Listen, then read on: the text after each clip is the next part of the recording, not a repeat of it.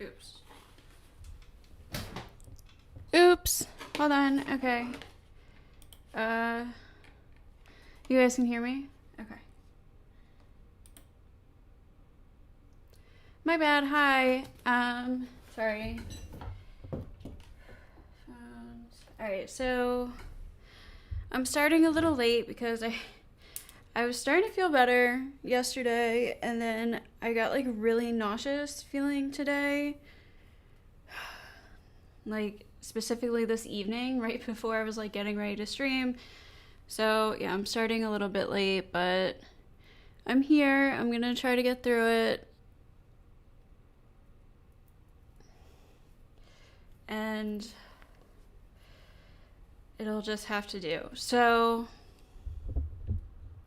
the last time, let's see. Which one? Hello? Hello? Okay. Alright, so the last time that we did this stream, not my last stream, but my last theology, philosophy, whatever stream, we were talking about Jay Dyer and his transcendental argument for God. We watched a couple of his videos. Me being an agnostic, I was not convinced at all. So we're going to continue that today. And the panel will be open for anybody who wants to join. I might have to like figure out kind of how to do that. So I'm thinking through Discord potentially. I also haven't eaten today because I was feeling sick, so I have some smart corn. That's like smart popcorn stuff, whatever. Okay, so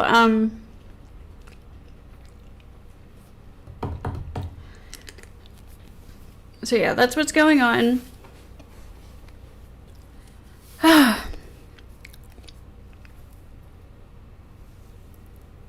Also, since the last stream, I ordered some philosophy books. I got some Aristotle because, and like on Amazon, you could preview some of the text.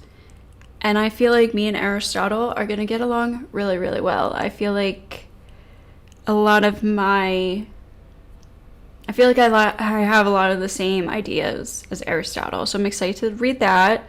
But I also did order Plato. And there were a few others too, a little bit more recent, but not super more recent. I'm forgetting their names right now, but it's in my Amazon cart. So I will be reading some, like actually reading real philosophy, real philosophers soon. And I will let you know how that goes. Anyways, I do think it's kind of good though to like have your own philosophy, and even though you're not like as informed, you're only informed by, I guess, your own knowledge and experience. I do still think that's like a good foundation to have before actually reading other philosophers, so you're not as just like I don't want to say influenced, but like you start with your own perspective. You know what I mean? And then reading other philosophers, historical philosophers, and seeing how that plays onto your current philosophy. If it backs it up, if it changes how you think a little bit, if it can confirm some of the things you've already thought. So yeah, I've always been interested in philosophy, literally since middle school. I actually like wanted to be a philosopher when I was like in 6th grade. Because I just loved writing about the world and what I observe and how I think and how people interact and spirituality and God and whatever. Like, I loved writing about that stuff. Like, I love writing in general, poetry, writing. I'm a much better writer than I am talking. So when I I don't know, like I can write my ideas so much better than I am like live communicating them. I'm not the best communicator, which is funny because I'm streaming, but here we are. All right, so anyways, let's just get into it. So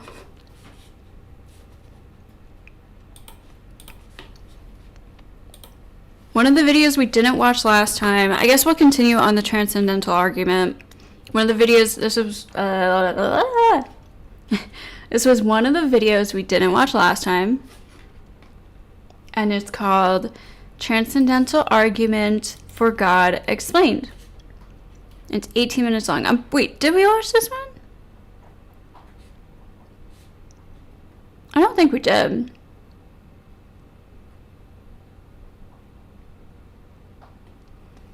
Hi, Marty.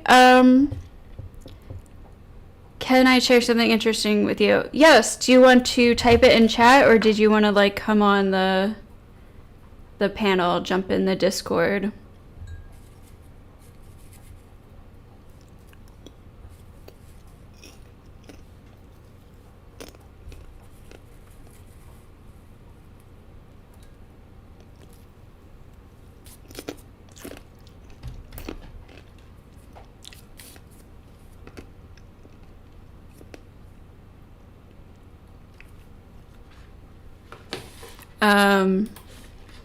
You think I should rename it?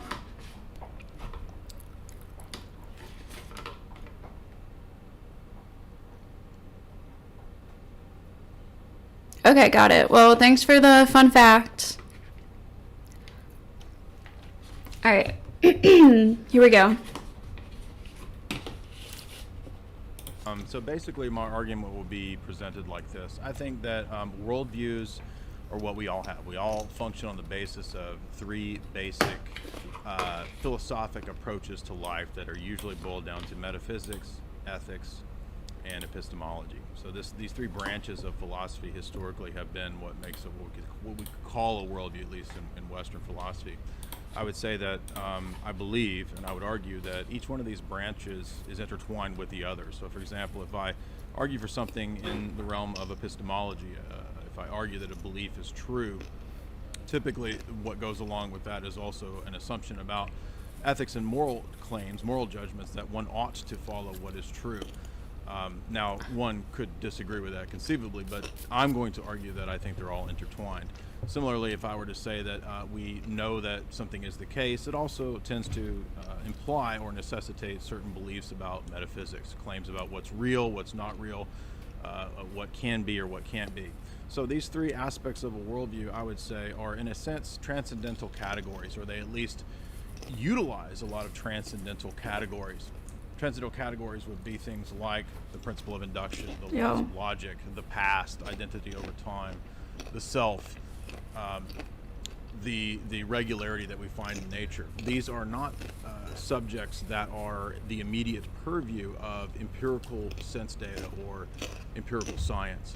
They're related to empirical science. For example, the principle of induction, that the future will be like the past, that there's regularity in logic, there's regularity, and that there's a flow, you could say, to the scientific method. For example, if you study philosophy of science, you'll know that there's actually a logical process that's assumed in the process of doing the scientific method. So from reasoning on the basis of hypothesis to what the data supports towards a conclusion, for example, it presupposes that one ought to be true in this process if one wants to obtain the most true of conclusions in this process.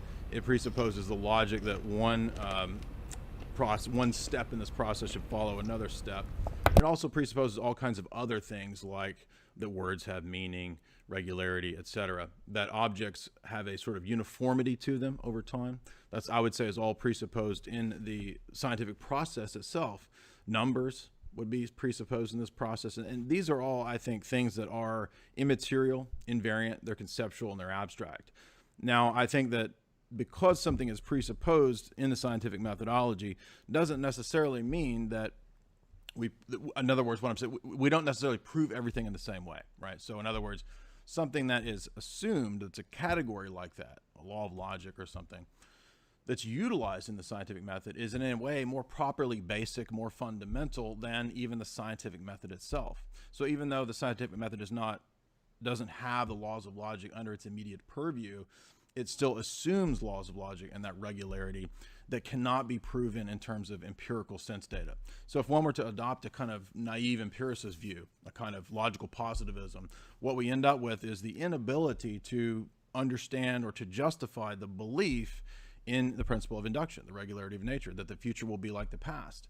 Now, one could say conceivably that they don't think that we have to justify it or that we can't justify it, but I think that at that point we would be being arbitrary and we would be believing in and admitting things that we don't have any sort of justification for. And I'm speaking here of a kind of specific philosophic justification here, in terms of warranted beliefs, in terms of justifying true beliefs, et cetera. The way history of philosophy in the West has typically justified propositions and beliefs, I would say that we would be relying on things that are immaterial that we can't justify.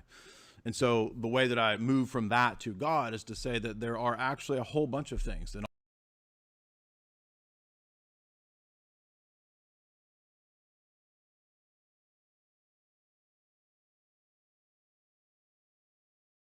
it's a category like that, a law of logic or something, that's utilized in the scientific method is in a way more properly basic, more fundamental than even the scientific method itself. So even though the scientific method doesn't have the laws of logic under its immediate purview, it still assumes laws of logic and that regularity that cannot be proven in terms of empirical sense data. So if one were to adopt a kind of naive empiricist view, a kind of logical positivism, what we end up with is the inability to understand or to justify the belief in the principle of induction, the regularity of nature, that the future will be like the past. Now, one could say conceivably that they don't think that we have to justify it or that we can't justify it, but I think that at that point we would be being arbitrary and we would be believing in and admitting things that we don't have any sort of justification for. And I'm speaking here of a kind of specific philosophic justification here, in terms of warranted beliefs, in terms of justifying true beliefs, et cetera. The way history of philosophy in the West has typically justified propositions and beliefs, I would say that we would be relying on things that are immaterial that we can't justify. And so the way that I move from that to God is to say that there are actually a whole bunch of things in all of our lives that we assume that are not strictly speaking physical, not strictly speaking, quote, pragmatic, because from what I gather from Matt's worldview, he tends to have a very sort of pragmatic approach. There's all these types of things that are not immediately justified or known by sense data or basic empiricism, or in what's in history of philosophy called naive empiricism. So what I would say is that if I were Matt, if I wanted to be a consistent skeptic, I would go the route of David Hume and be a skeptic all the way. And to be a skeptic all the way would be to admit ultimately that no, there's not a justification for induction, for the regularity that we see in nature, and thus there's no justification epistemically, logically, in terms of rationality, reason, logic, etc., for the scientific method itself. Now we can fast forward all the way up to modern logicians like Bertrand Russell or William Van Orman Quine. Russell and Quine also continued this idea of saying that there's not really a justification if you're a basic empiricist for these ideas. They just have to be kind of a given. We can treat them like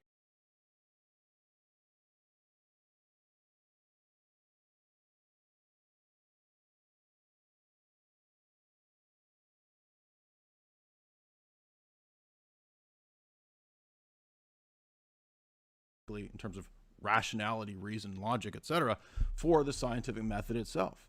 Now we can fast forward all the way up to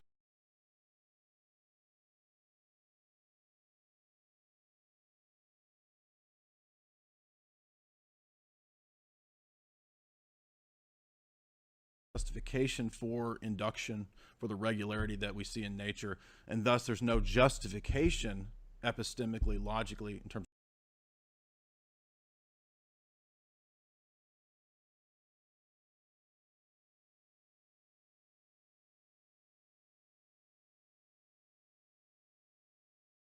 rationality, reason, logic, etc., for the scientific method itself. Ultimately, in what's in history of philosophy called naive empiricism. So what I would say is that if I were Matt, if I wanted to be a consistent skeptic, I would go the route of David Hume and be a skeptic all the way. And to be a skeptic all the way would be to admit ultimately that no, there's not a justification for induction, for the regularity that we see in nature, and thus there's no justification epistemically, logically, in terms of rationality, reason, logic, etc., for the scientific method itself. Now we can fast forward all the way up to modern logicians like Bertrand Russell or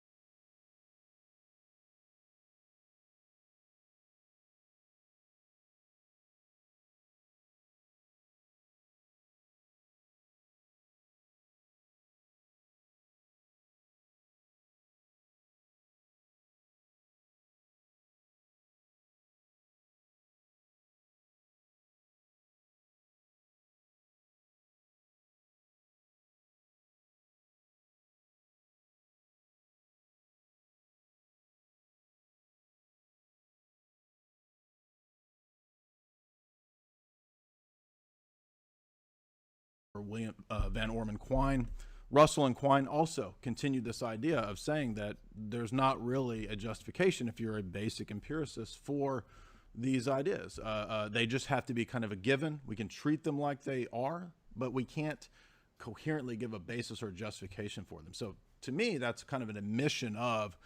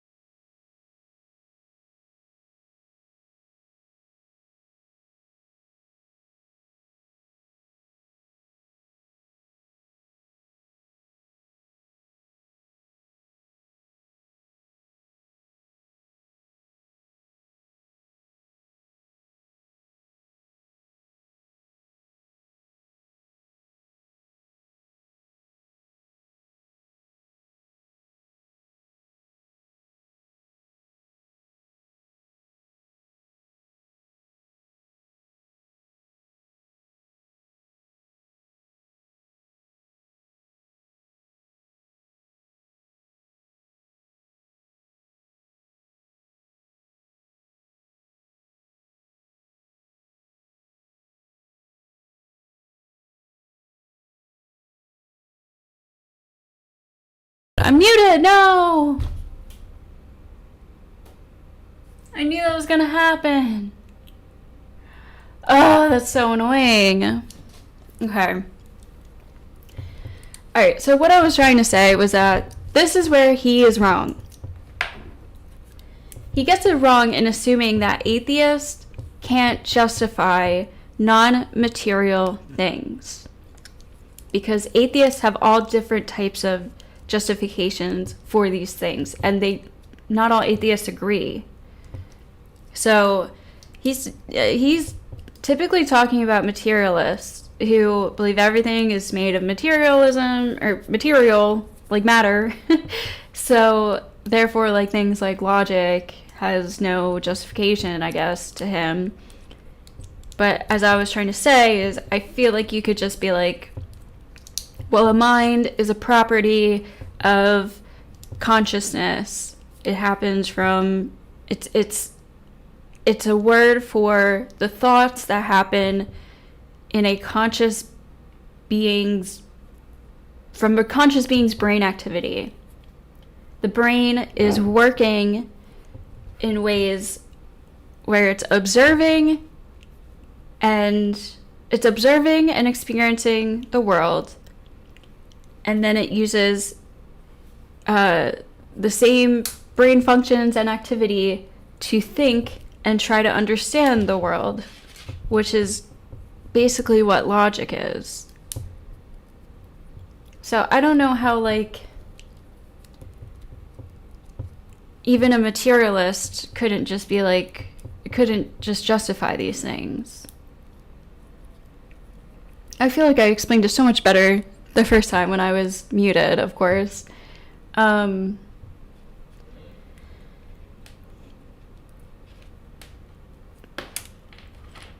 Logic comes from an advanced, a being with advanced consciousness.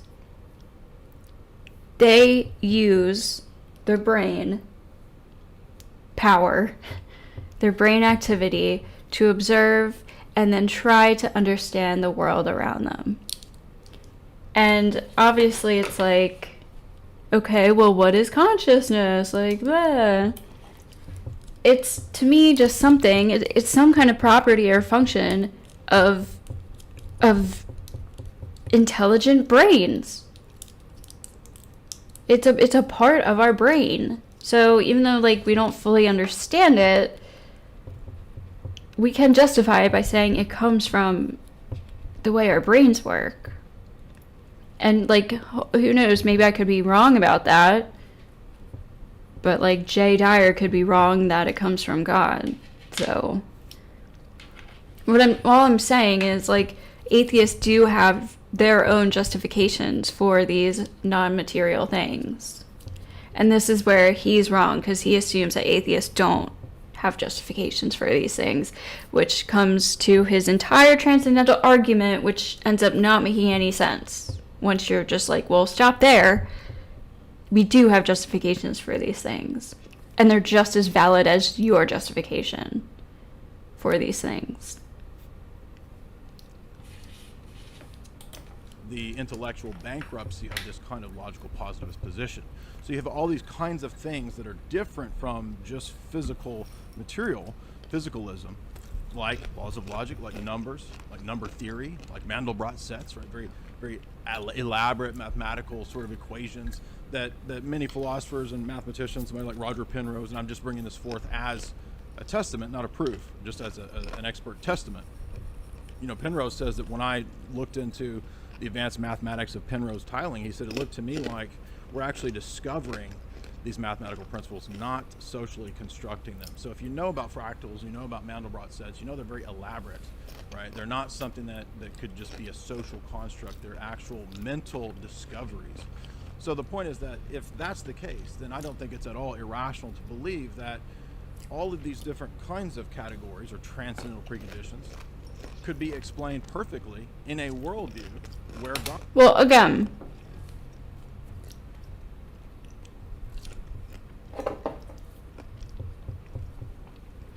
the world and physics, the universe and physics is made up of patterns. And then humans, this is kind of exactly what I just explained. Humans invented, like, the numeral system in order to interpret. It's like the numeral system is a human interpretation of universal physics and patterns, or universal patterns that we see in the universe and in physics, and patterns and properties, I guess. And then we use the numbers to break down how these things work and understand them. It is our interpretation. I've said this before. It's kind of like a language that we use to read how the universe works and operates. So, like, sure, we're discovering how the universe works, but, like, the numeral system is totally invented, in my opinion. The mind is what we are getting at when we talk about consciousness, right? Right? Like the ego we have inside our head. There's also the nous, or mind of the heart, that religions talk about. Yeah, I would say, like, the mind and consciousness are kind of entangled. They're very much related. To have a mind,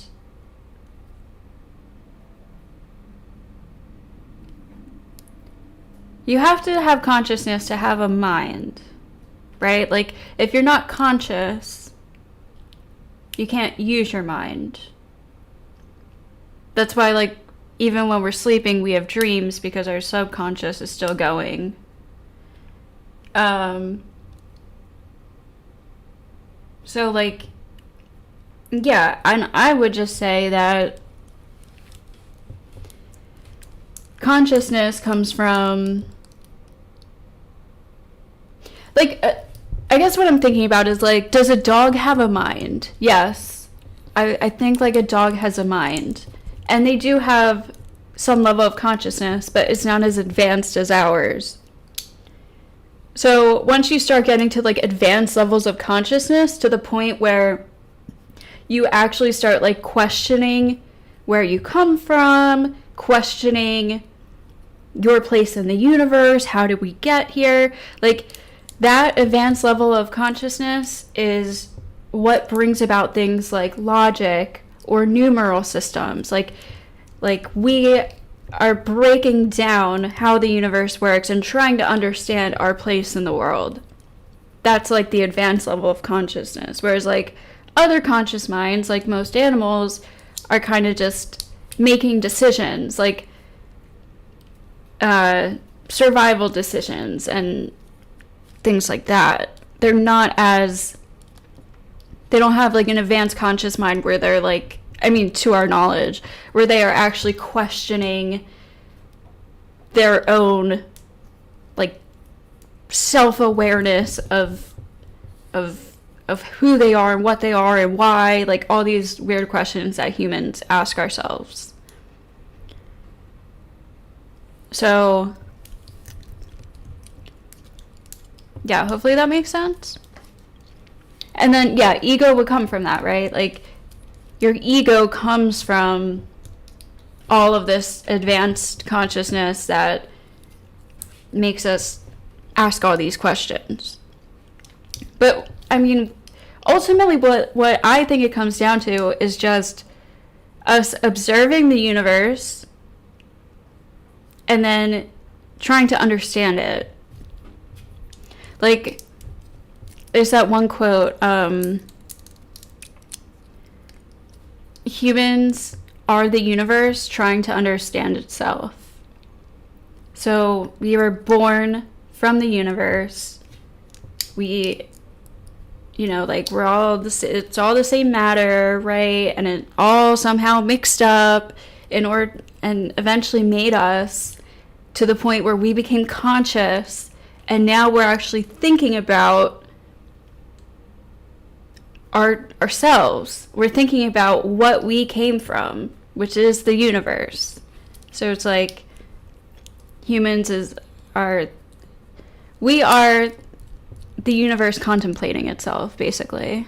That's, like, one quote that I like to think about. But so that's kind of my perspective. And then, like, obviously Jay Dyer's perspective is going to be like, well, actually there's this intelligent being that created all of these things and we are just discovering them. So, like, math already existed and logic already existed, and these are just human discoveries, not properties of our minds trying to understand the universe.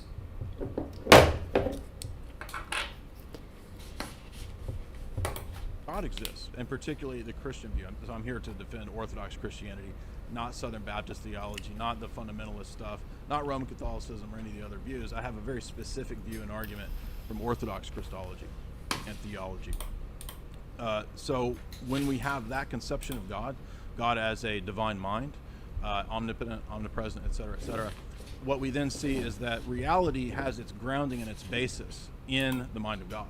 So quite literally, everything that exists has a logoi or a logi, an exemplar as it's called in the West. This is kind of like Platonism, but I want to be very precise because we're not Platonists. But we do believe that the essences and the universals that exist are ultimately grounded in the mind of God. And that makes perfect sense. That makes sense why there's regularity in nature, because of divine providence, because everything that exists is, in a sense, grounded in the mind of God. Thus, truth has...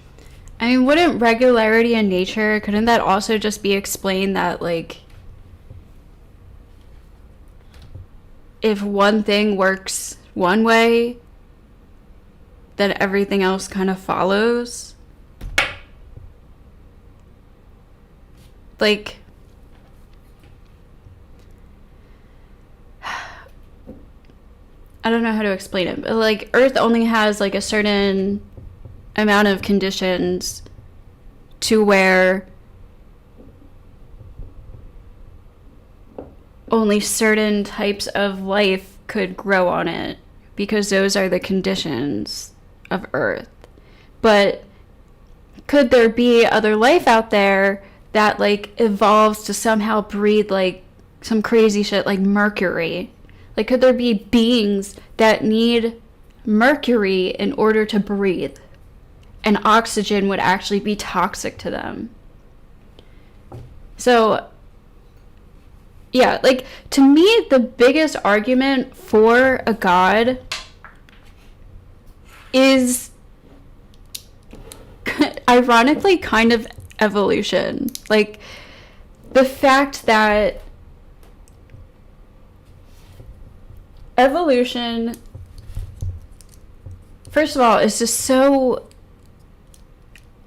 And again, like, this could just be like my small-minded human perspective. It's like, it seems so perfect, how everything seems so orderly and perfect and symbiotic, like all these symbiotic relationships.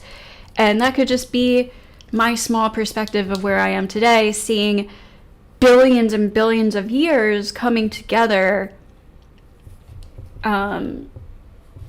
to this place, to this final place. Like, or it could be that there is actually some kind of life force out there, because every single form of life wants to survive no matter what, except for suicidal humans, which is like, again, I think that's an interesting part of consciousness. It's like, okay, you get to an advanced levels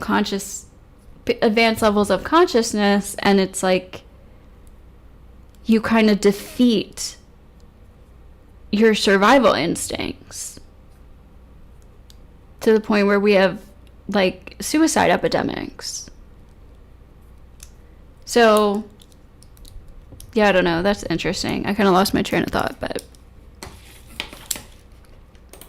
as more than just a pragmatic function, it actually is a transcendent quality. Truth is actually objective. It's not just a social construct. It's actually a reflection of the mind of God.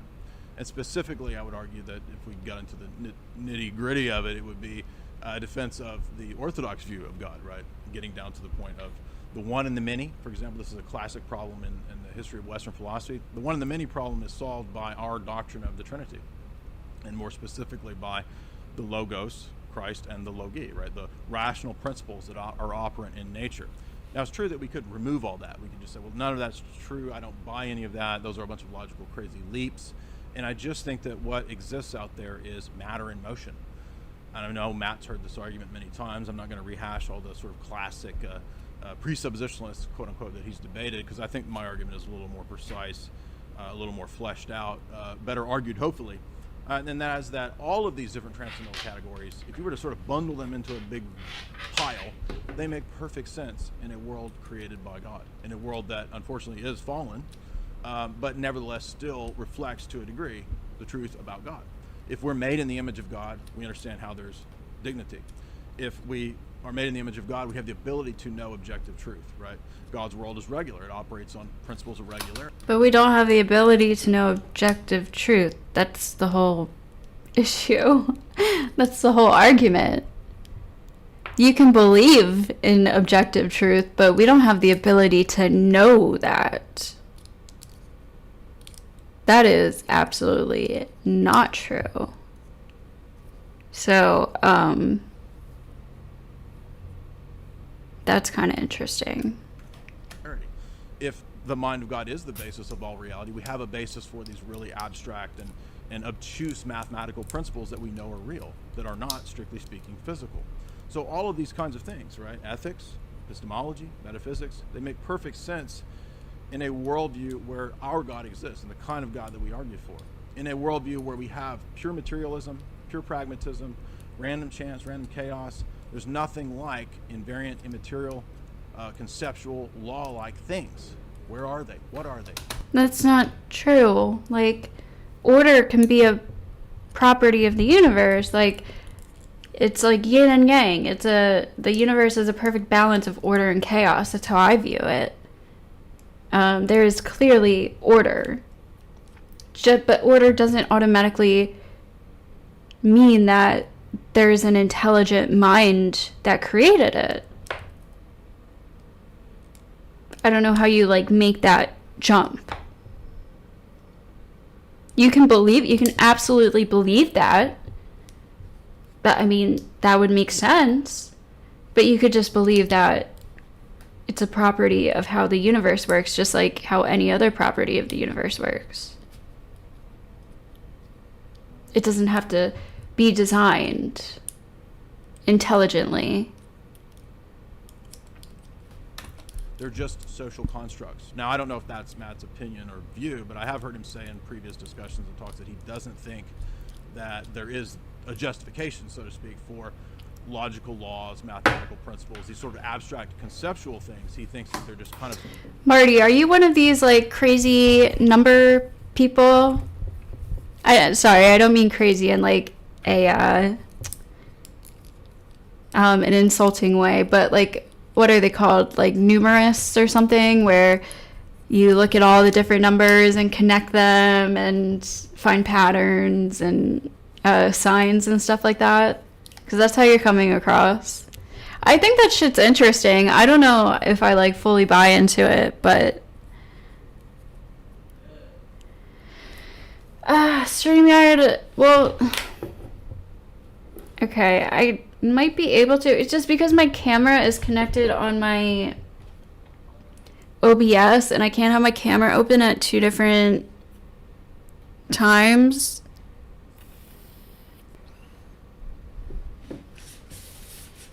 Let me see. Things that we just use and they work. But that 30 seconds. But that would be, I would say, to be arbitrary. And when it comes to debate, we're presupposing universal categories and laws, and that doesn't allow us to be arbitrary. I will say, I'm not convinced that I actually heard an argument. Appeal to God to ease our discomfort. My first argument would be that is an appeal to emotion. That's not a valid argument. That's actually a fallacy to appeal to the fact that people that believe this or go down this route are doing it because of psychological motivation. So I don't think that's a valid argument. I would say next that the idea that you have the ability to distinguish between the categories that are maximally certain, such as abstract numbers, etc., versus the things that are derived from induction, scientific experimentation, empiricism. The ability to make that distinction itself presupposes some true category once again. So while I recognize that you wanted to sort of qualify by moving into the category of maximally certain and not absolutely certain, that's fine. You can use whichever terms you want to use. From my perspective, it doesn't matter to me, because I don't believe that you would be able to have, in the pragmatic perspective, a justification for any kind of truth whatsoever. In fact, the whole system quite literally should lead directly into solipsism and total relativism. Now, I know that you don't necessarily accept total relativism because, as you said, we have a common world, a common something area where we can dialogue about these things and have the debate. So we don't believe in total relativism. However, in order to not believe in total relativism, again, assumes these categories, assumes these things that you seem to admit, but don't think that they necessarily presuppose or lead to any kind of a personal God. And I understand why you're saying that. But so I want to stress that I don't think the appeal to discomfort is a valid argument. I don't think that you have the ability to have even maximal certainty. And I don't believe that you can construct a justification for anything. So the example that you gave was a case where you could, you cheated at cards, et cetera, and somebody could build a case or whatever. When it comes to normative, day-to-day kinds of activities, or what you could call normative logic, that could be true. Yes, there's a lot of situations where we would have, through induction, limited amounts of certainty. But the strength of the transcendental argument, the strength of the argument that's being presented here, is that there are some things that are so fundamental that to deny them or doubt them, which theoretically one could doubt them, but to actually live or to actually consistently try to doubt them and not live according to them, or not debate according to them, would lead to such a fundamental breakdown of the coherence of one's belief system, or even the possibility of knowledge, the possibility of operating in the world, of predicating about objects in the world, of knowing things in the world, or doing science at all. Those types of things are so fundamental that I'm arguing, even stronger as an argument. They're maximally certain to whatever degree you want to posit. If you want to say absolute or not absolute, that's fine. It doesn't matter to me. I don't have a problem using the terms of warranted beliefs, or highly warranted, or maximally, or whatever, because really those are just humanly derived terms that are trying to describe the strongest level of certainty possible. So I believe that those kinds of transcendental categories are not only maximally certain or necessary, but that they don't operate independently. They actually presuppose and interact with one another, which is kind of why I started the debate talking about the three branches of philosophy which make up a worldview. These things all, I believe, cohere and kind of presuppose and are tied together with one another. For example, it wouldn't make any sense to talk about the past experiences and can I have a rational belief in past experiences if I didn't believe that there was a self that had those experiences. It seems that these two things kind of go together. Being able to predicate about objects in the external world, right, kind of assumes that objects in the external world have identity over time, right? That I can pick out one object amongst many objects, and so that's the problem of the one and the many, right? So any kinds of examples like this tend to, I would say, kind of assume all these transcendental categories together, even if we're only focusing on maybe one area here or there. Maybe we're only talking about linguistics. A lot of modern philosophers, P.F. Strawson, Carl Otto Appel, they've done a lot of work in transcendental arguments as they apply to language and linguistics. How many things, it's kind of amazing how many things we presuppose just in communication, just in subject-predicate relations and sentences, just in trying to communicate that information to another bunch of gray matter. The intricacy, the complexity in this is fascinating. It's phenomenal, actually.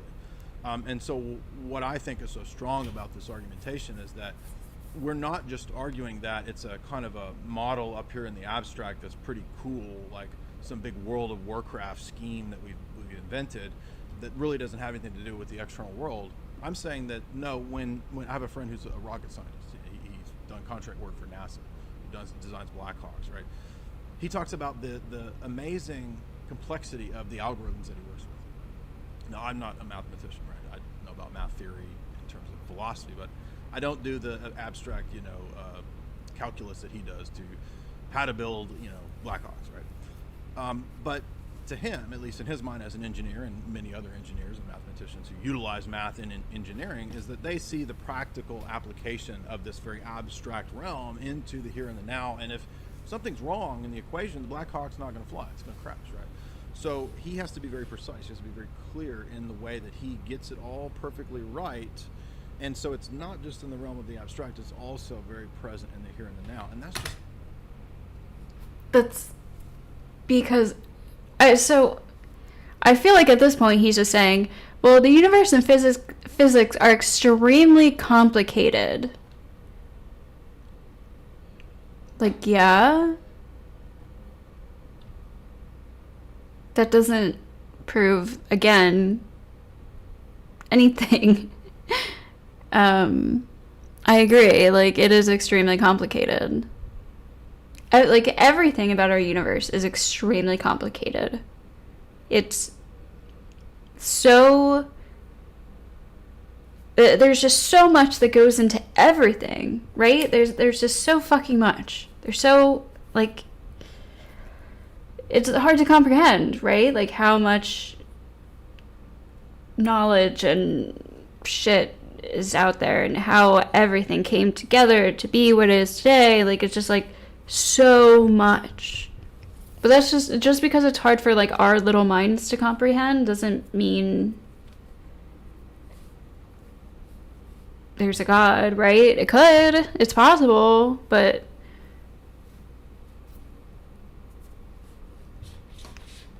It's mathematics.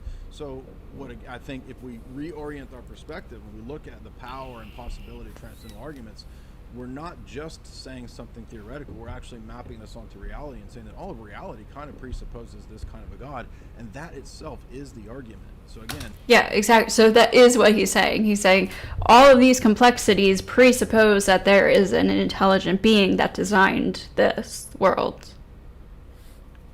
Which is, sure, like, you can think that. I don't think that's necessarily true. I don't think it's necessary.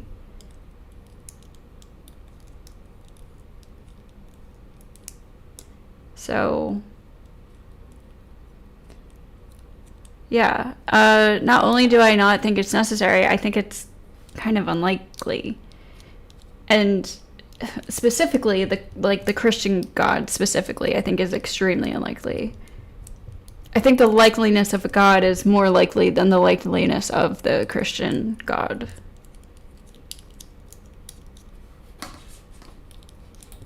And one could conceivably say I don't accept transcendental arguments, but I think that would lead to a bunch of dead ends. And a reductio is a valid argument. If we're led to dead ends when we deny this thing over here, to me, I think that's one of the strongest possible arguments.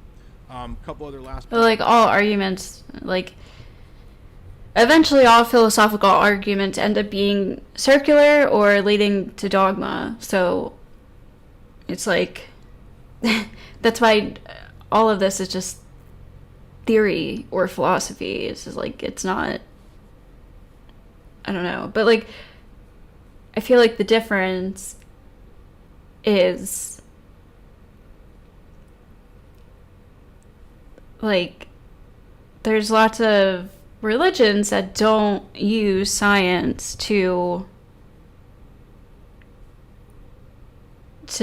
like, science doesn't support their worldviews. They might argue that it, like, can, and I would honestly use, I feel like if I was a Christian, I would use evolution as my argument for why God exists.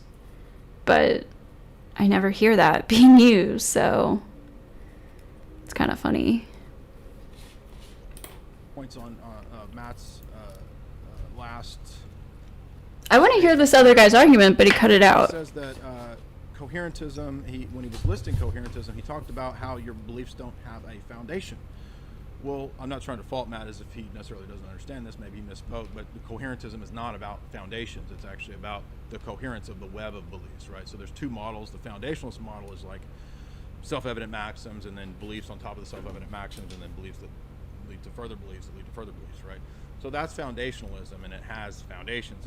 We don't have that model, right, when it comes to webs of beliefs, when it comes to paradigms and worldviews that are justified in terms of coherentism. So that's because if I'm thinking about logic over here in this arena, maybe I'm talking about the laws of logic, that's not disconnected from who I am. That's not disconnected from my belief in God. It's not disconnected from ethics, that we ought to be logical, that we ought to reason from premise to valid conclusion, right?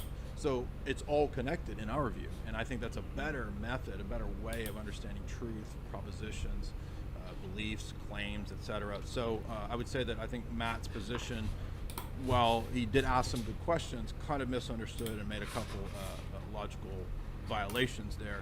And the response that what if there's no explanation? Well, I would say that if we're here to debate, and if we want to debate theism, I would say that if Matt wants to say that there's all these things that he utilizes, but doesn't necessarily think that they're true in the external world per se, laws of logic and all that, truth with a capital T or whatever, I would say that Matt's being arbitrary. And if Matt can be arbitrary, then I can say God just is, right? So if arbitrariness is allowed, if we can be ad hoc, then I think that the debate is over, because that would be a violation of the laws of debate. But of course, we don't believe that we can be arbitrary or ad hoc, and so therefore we can't just say, well, the laws of logic just are. I forget Matt's phrase. He said that truth is what maps up to reality, or belief that conforms to reality. That's a metaphysical claim, right? That's a metaphysical statement about the external world, right? Now, I know Matt would only say that, well, that's maximally certain in a pragmatic sort of sense. Okay, fair enough. But it still doesn't work to say it just is, because once we've admitted it just is, then that's being arbitrary and ad hoc. That's precisely the point, though. Is Oops. that the All right. Yeah, I don't. Not convincing again. Let me see. All right, we watched this one.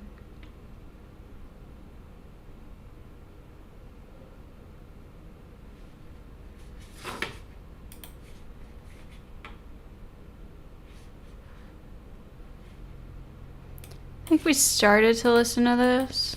the evolutionary account of human beings and their arising from the sea. I mean, Anaximander says that, and he gives a kind of a quasi-mythological account. So does that count as mythology that we throw out, or is that a solid theory? As far as Anaximander? The evolutionary account that I just outlined. Your criteria would cancel out his origins of human beings as mythology. Yeah, I would say that creation myths all across the board in antiquity are trying to explain etiologically. So now, in other words, evolutionary origins fit your standard of mythology that should be tossed out. What about the Big Bang? Why would they fit that? Where's the ancient textbook describing fossil records and going into the science of these things? The criteria.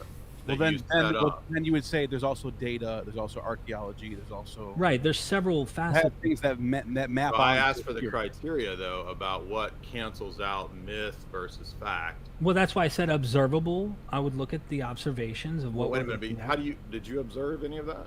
No, and I didn't see Suetonius talk about Augustus's birth. He might be the chosen one, and Jesus is a false prophet. We don't know that. They're trying to get Derek to say that he's appealing to authority, and the answer is obviously yes, he is. Well, yeah, I mean, of course, I'm going to appeal to... I didn't ask about an appeal to authority. I'm talking about now the criteria is observation, empirical observation. Well, I'm saying you can look at these texts and compare this material and see what... There's several scholars out there that work in this to show we're dealing with literature. We're dealing with literature. Also, like, the difference between... Like, so I think the point he's trying to say is that, well, us reading a textbook that says this is where we come from is no different from, like, people back in the day reading mythology that explains this is where this comes from, blah, blah, blah. It's, like, basically the same because you're just reading text that gives you an idea of where we came from and how this works, and then we, like, believe it. I think the difference is if I wanted to go out, like thousands of people do, if not, I don't know how many people are in the archaeology field, but like many, many people do, if I wanted to go out and study these things and observe it for myself, I could, right? So there are people, and if an archaeologist started working in their field and discovered that everything we were taught wasn't true and they could then prove it, I mean, they would become famous. They would get so much money. There's so much incentive to disprove, or like, one, to disprove, but two, to find new discoveries. So there's no incentive to just lie and like, oh, I spent all this money on college and all this time. This is my literal passion in life. And then you get into the field and they're like, by the way, none of this is real. We're all just lying to you guys just to like, because we want evolution to be our main theory because of politics or like whatever, like some kind of weird cabal thing like that some people believe in. Which is why they think, like, people lie about dinosaurs and stuff. Like, none of this would stay quiet. They would probably literally have to kill these people. Like, if somebody... Paleontologists don't make that much money. So if a paleontologist goes into the field and then they're told, by the way, you're never going to dig up dinosaur bones because dinosaurs don't exist and you're just going to have to, like, lie for the rest of your life about it. Like, that doesn't make sense. These people don't make that much money. And they would make a lot more money reporting that, hey, dinosaurs aren't real and this is all a lie or whatever. Like, if you can go and look at these things for yourself is the difference. Whereas, like, with mythology, you can't meet Zeus and ask him how he created lightning. So, like, this is empirical evidence. And you have, it's not just like one person telling you, right? Like, that's why you have peer-reviewed research and shit like that. Like, there are so many people that go into confirming these facts.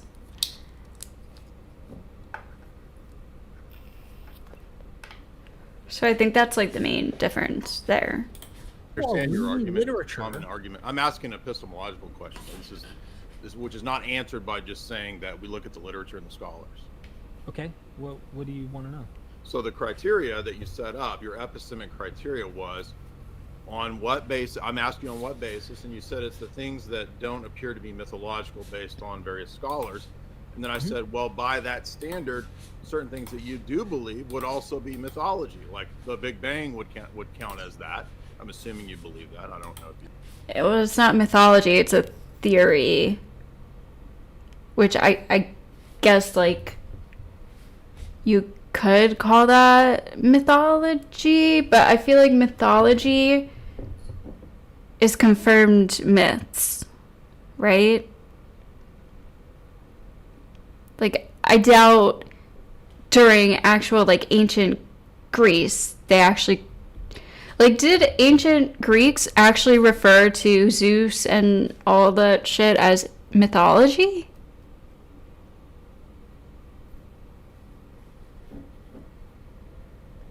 Or did they, like, literally believe it? They literally believed it, right? So I don't think they would call it mythology.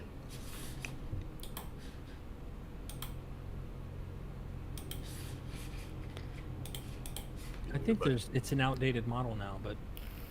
Okay, well, I mean, whatever At least origin a myth version you of it. want doesn't match up to the standard of empirical verification. Okay. So you have an arbitrary standard, if you need me to spell it out for you.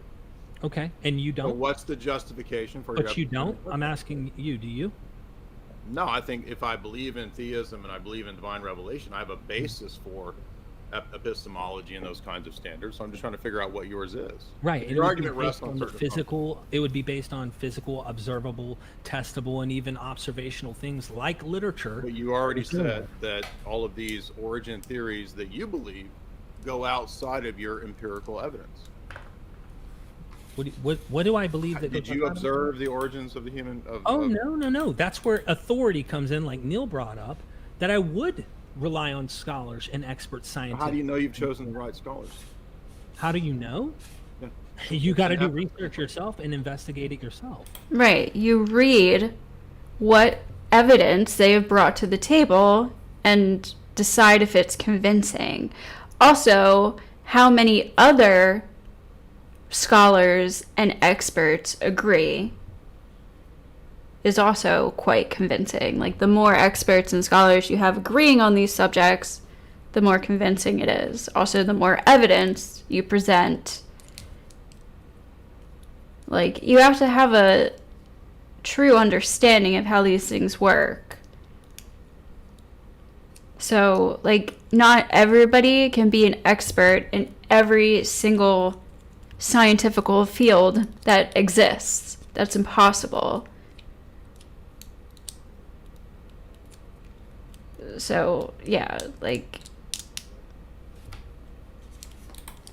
That's the thing. Like, you could not So the accept criteria it, and is therefore yourself. we didn't evolve, and therefore there Right, but was the no criteria is big also one. Do you yourself. understand what an epistemic But Jay, criteria is? Jay, when you chose the church to be your guiding truth, you had to at some point decide that for yourself, and you had to make that judgment. You're The same way a you category mistake. You're confusing an existential choice with the criteria. Two different questions. Well, that's what that's what you just said to him. You said he had to. How does he know that these scientists are right? He really doesn't. He has to kind of appeal to authority. The same way you. But I can make an argument. I'm not just appealing to an authority. Well, we can all make arguments depending on what exactly we're talking about. At some point, why do you? So I believe want to know church? the good argument to believe your epistemic criteria. But What is it? you're saying you don't appeal to authority, yet what I divine never said revelation? that. I just asked what reasons we should believe your epistemic criteria. I haven't even heard what the criteria is, other than what I chose and what I chose from certain scholars. Mhm. How do you know where to cut off the true and the false scholars? That's a good question. That's why I investigate. Well, yeah, widely. exactly. I might want to know that if I'm going to. But that's but instead of swallowing the pill up front, believing in a book that several scholars have shown to be very, very, I say there's a lot of contention, problems, Appealing again to the contradictions, scholars, errors, which- issues, so very circular man-made looking, argument. and evolved over time. Same circular argument that you'd use for the church. Yeah, I would investigate them. Not- I would not look the same all argument. across the board. But instead of swallowing that pill up front, that's what I would do. Yeah, but I'm pointing out that you already have swallowed your own version of an arbitrary miraculous pill. So I believe in a miracle. Is that what you're saying? Yes. Well, you believe in many of them. Hey, you guys convinced me that miracles are real tonight. I hope the audience is as convinced as I am you're- now. I What mean, you're by not your standard- understanding is that the argument is pointing out to you that you have an arbitrary standard which allows you to choose what evidences you will and won't. Well, no, it's not really arbitrary. I don't think it's arbitrary.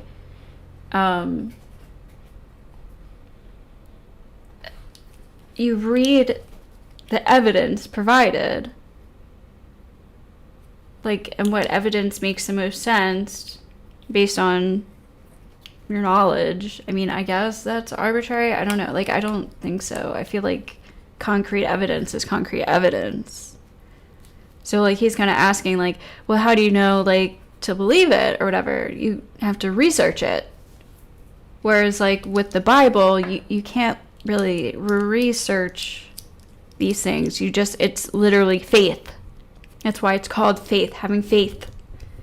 You can't prove that these things happened. You might be able to prove that Jesus existed. That's probably I don't know. The only other argument I ever hear is the Shroud of Turin or whatever. I don't ever hear any other evidence-based arguments. Here, so actually I found this video. Here, well, I guess let's listen to this a little bit more. Except from the outset. you So know when what? I got an arbitrary standard, and you guys don't. How about that? Correct. Right, And that's because how- you believe in an the ancient way we book, show that again, is in this kind of that is argumentation. borrowing from other mythology to build its narratives, that is loaded with legend, contradictions, and errors that aren't Yeah, but Yeah, lots of the Bible correlates directly to ancient Egyptian texts. the case. that argument, yeah, but that You're not getting the argument. Evidence is interpreted, and so you need to have some criteria to determine what is good evidence or a good interpretation of the argument. The criteria is literally more evidence. So, I don't even know, can you say evidence is interpreted? If the evidence is concrete, it's not really interpreted. It is what it is. So, if you don't understand it, so they could provide something as evidence that you don't fully comprehend, okay? You would have to do research and learn what you don't understand to fully comprehend the evidence. And you can go and do that yourself for anything. I mean, sometimes it takes money, so, but there's that, but all evidence is interpreted? I don't know, like, on a, like, super deep level, like, sure, but if we want to actually be useful with our language and be able to say things like knowledge, like, I know this, even though obviously we really don't know anything for certain, then yeah, like, there's going to be some facts that literally cannot be interpreted. It is just, this is the way this is.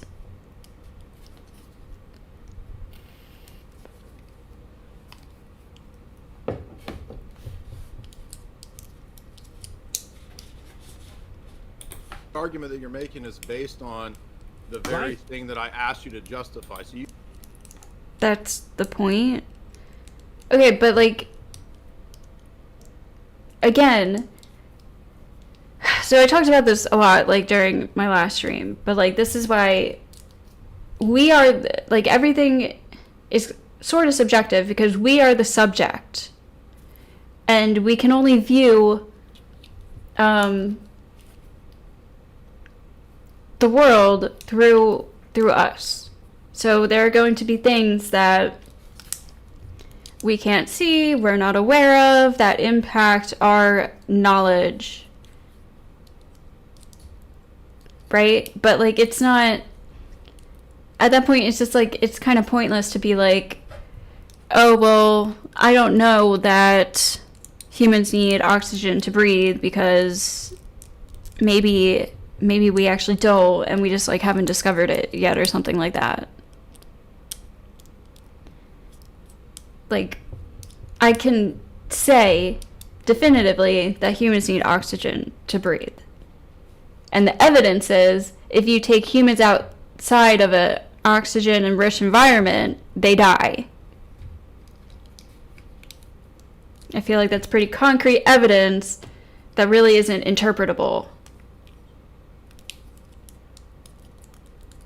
Humans will drown in water. I don't know how else to interpret that as, like, humans can't breathe in water. That's like a fact.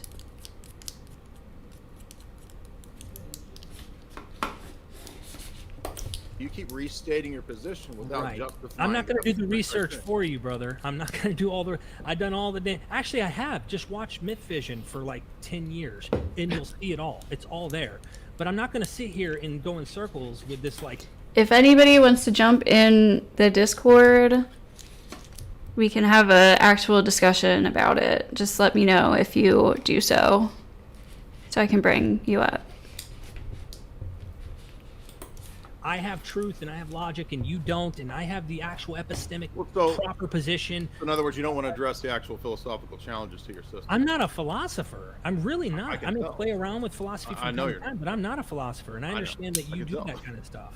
So, but if you're going to make arguments, you're in the domain of philosophy, And that's why I have scholars on my channel. Right. That's why I'm not the Yeah, expert. You're not going to make the argument now for the Derek's- audience. You just want people to go to your channel. And Derek's I love defense, it. Yeah, Derek never really asked to get into the deep philosophical matter behind why he thinks what he thinks. He never really asked that. It just kind of got through upon him. Well, so there's not good reasons to. I mean, believe- I like having these type of discussions, but I mean, Derek is not the type of. It seems like you guys are just throwing it on him. Well, trying no, to, well, Yeah, Neil, it's Neil, a is it- gotcha bullshit. No, Honestly, is it this fair? whole Is it fair? system Hold a on. Is it gotcha. fair? That's what it Is it fair to say if you think you have good arguments against Christianity or any other religion, that would necessarily be tied to some epistemic foundation that could be questioned? Is it valid to question the foundation? Absolutely. Okay, that's all that's happening. Okay, but you don't want me to do that right What now. I'm saying is it feels like a gotcha thing, and I've watched plenty of online back and forths between Christians and those like myself, and I honestly have a serious distaste for the precept kind of approach of you don't have knowledge. Well, you maybe can't is have it because truth, you and don't have a have good an answer to epistemic it? Is that why you foundation, don't like it? but we have it, even though we're looking at an ancient book loaded with legend, Well, where's and I don't precept- get it. Okay, so where's precept wrong? Because you have a problem But that's with my that. point. You're starting. it's they're both. I feel like they're both. This Derek guy isn't making the best arguments, but like, you can come to the conclusion, like this is where I stand. You can come to the conclusion that you feel like all of the things in the world only make sense if there's an intelligent mind designing the world.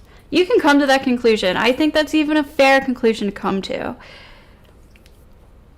With specific, when you start getting into like specific gods, like Allah or Jesus and shit like that, that's when I'm like, well, that's faith. Like, that's like purely faith-based. I mean, and everything is, it's just kind of, all of our beliefs, none of them can be proven, right? So nobody is right or wrong, or like nobody can be proven right or wrong about our origins, our universe's origins and our own. These are all just guesses. These are all just ideas.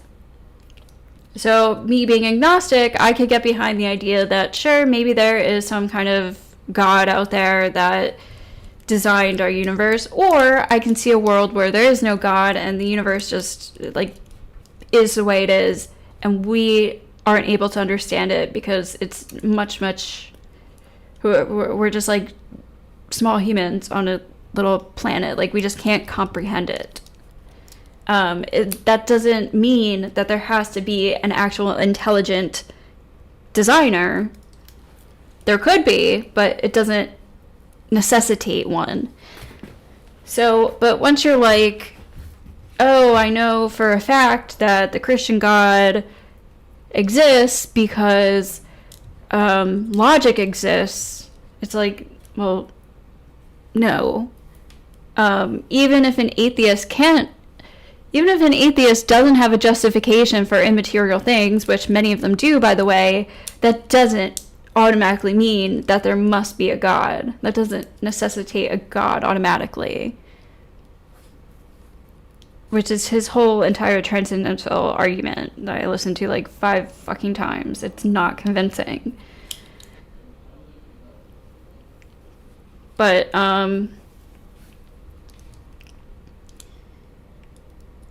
yeah, it's like all of these arguments are going to either end up circular or they're going to end up dogmatic, like, because nobody can prove any of these things. So I think like the difference is many atheists try to use empirical evidence of the world to understand how it works and its understanding, and its like functions and where we come from and shit. Whereas many Christians have faith, and then they've like recently tried to intertwine science into it because science is convincing to many people.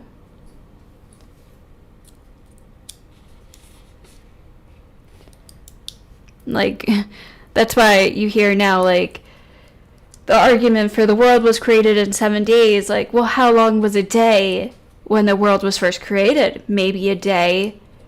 Like, does a day mean one Earth's rotation? Like, in front of the sun or whatever? Is that what a day means? Like, they try to, like, mix all this, like, scientific stuff into their Bible because science is convincing. Because it has evidence.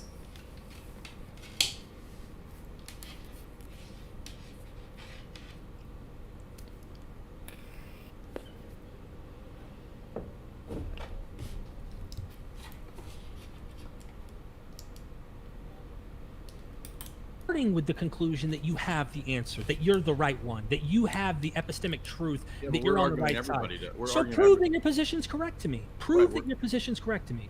Well, it would help to understand the form of that argument, right? Well, So just prove to me that you have the correct standard, the correct epistemic foundation. Show me how you know that yours is true. because of the impossibility of the contrary, because the other worldviews, they mess up at a fundamental level. Yeah, see? And this is just a wrong way of thinking. This is being like, atheism cannot justify this, so therefore, faith and religion must be right. That itself is not logical. I feel like that has to be some kind of fallacy. That's some kind of I'm supposing that this is right because, like, you don't have an answer for it, so therefore, the made-up answer that I have must be right. That's what he's saying. Which is, not convincing at all, even to other Christians. Like, even the Christians that were in my chat last time that we did this stream were like, that's a bad argument, because it is. Level when it comes to the basics of a worldview, epistemology, metaphysics. How do you know that? How do you know that they've messed up? Because you can demonstrate it, like as I'm arguing with you, when you don't give an account for your arbitrary starting point, we already know that. So give me your starting point. I've asked you for that evidence, not. Right, I'm a holist, an epistemic holist, which means that I believe in an entire paradigm. There's no starting point that's neutral or arbitrary. It's the entire Christian worldview compared to the Gnostic worldview, the atheist worldview, the humanist worldview. Those worldviews can't give an account for the basic principles in metaphysics and epistemology and ethics. Our worldview can give an account for how those things exist, and so therefore ours is the true one. So that doesn't make sense. That doesn't make sense. First of all, atheists do give justifications for these things, and there's many different beliefs out there. Second of all, again, just even if atheists couldn't give an account for those things, doesn't mean that your belief is automatically true. That's, I feel like, really bad logic and just a really bad argument. But he's trying to be all like this cool like philosophy bro, like, yeah, God is actually scientific. It's like, just admit that it's your faith. Just admit it. It's okay. Like, it doesn't have to be true. I don't know. I mean, I guess for them it has to be. It literally has to be true. And like, that's, I don't know. That's like the part that scares me about religion is like, if their faith is wrong, their entire identity is kind of in a crisis.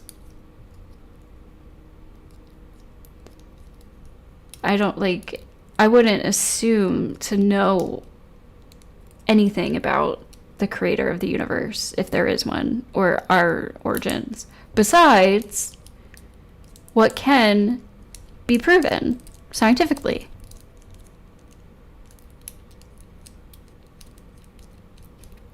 That's it. Like, it's that simple. We would disagree right there. I mean, obviously, all of that, all of these worldviews give you those exact epistemic solutions to the problems of the But world, they don't. morality, foundation. Yes, they do. You just don't agree with them. They absolutely do. You just don't agree with them, just like how I don't agree with his.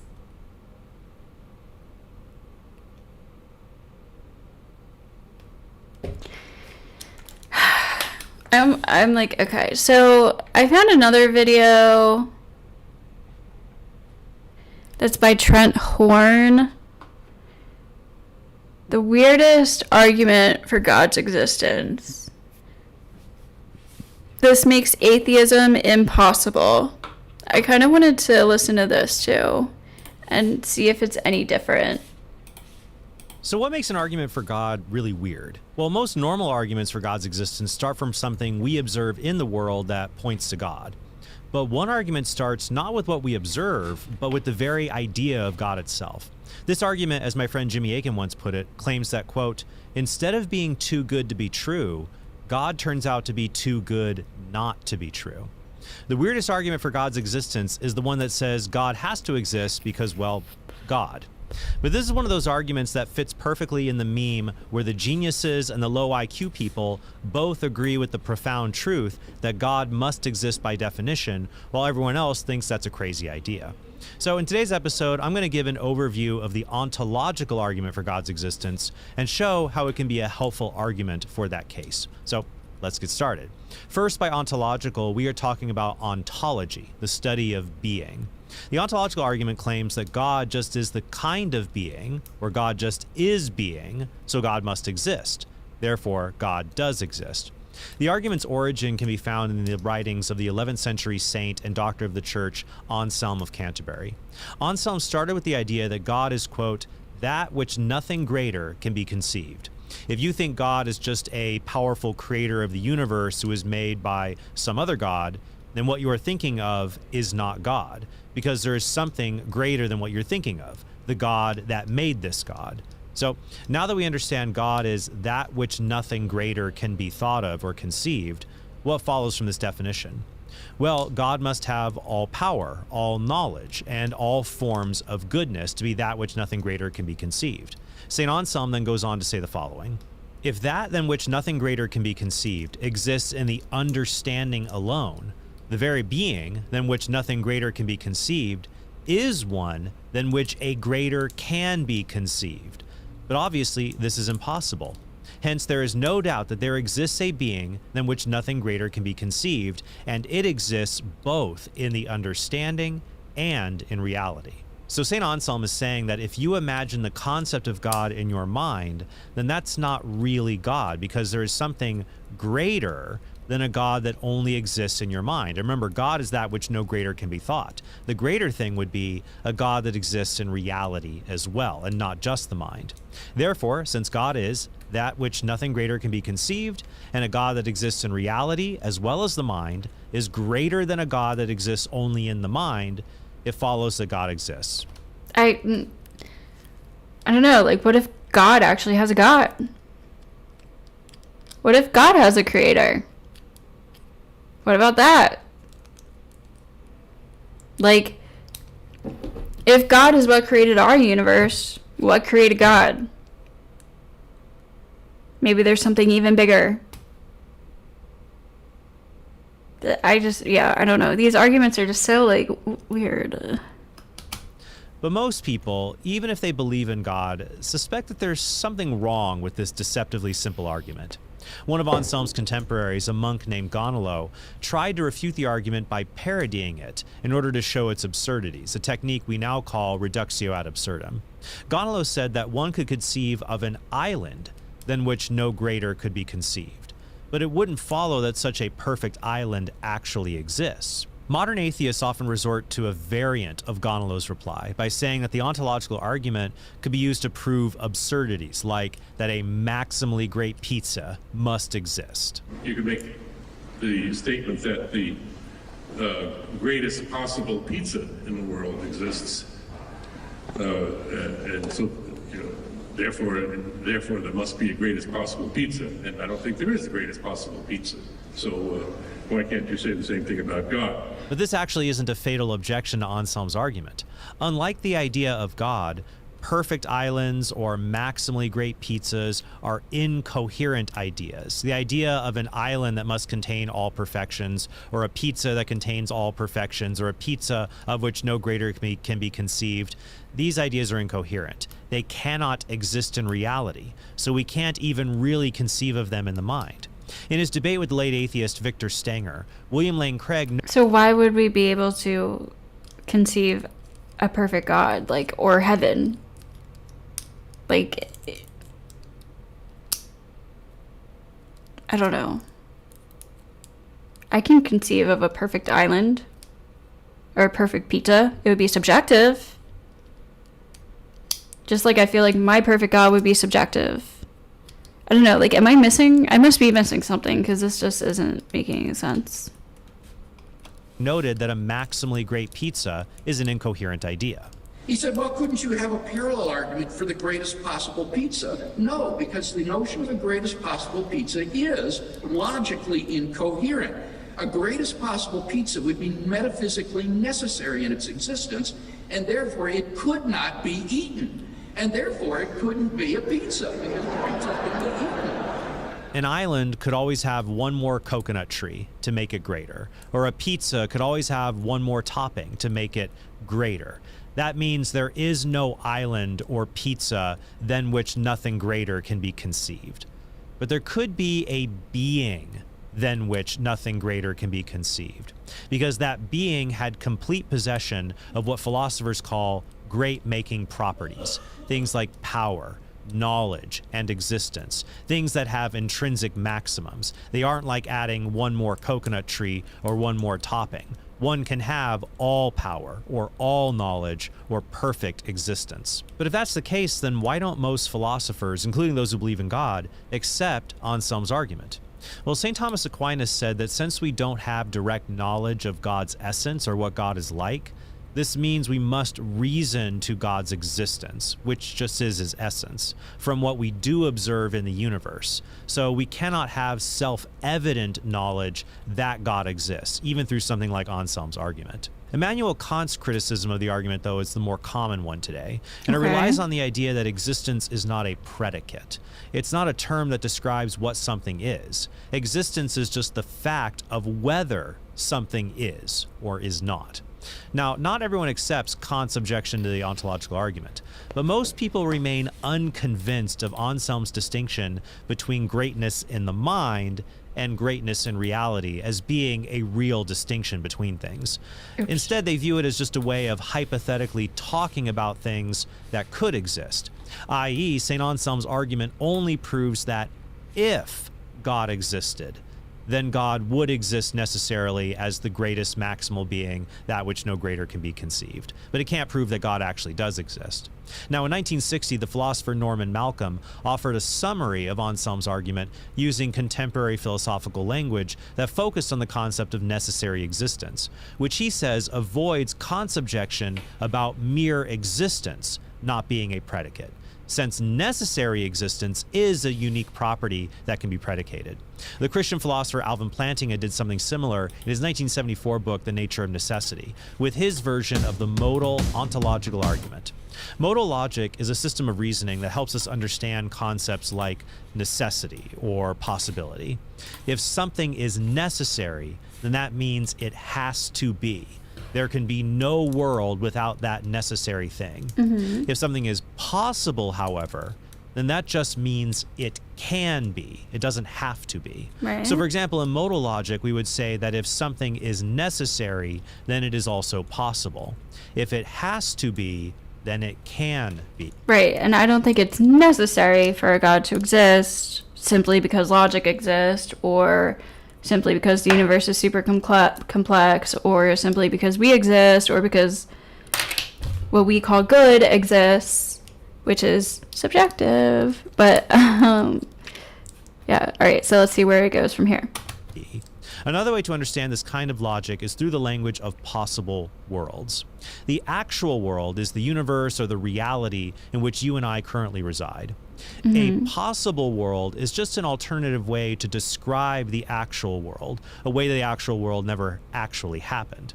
For example, in another possible world, you never watched this episode, or I never even existed. While some philosophers speak of possible worlds as if they were real existing things, sort of like parallel dimensions, most people understand this as just the language of possibility. We use the language of possible worlds to talk about how things could have been different. But when we do that, we notice that some things are always constant, no matter what possible world we talk about. For example, no matter what possible world we can conceive of, 2 + 2 always equals 4. We say these truths are necessary. They exist in every possible world.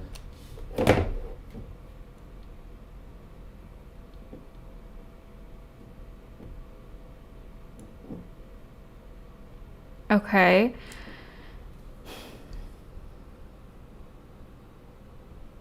So he's saying it's impossible to conceive of a world where 2 + 2 doesn't equal 4.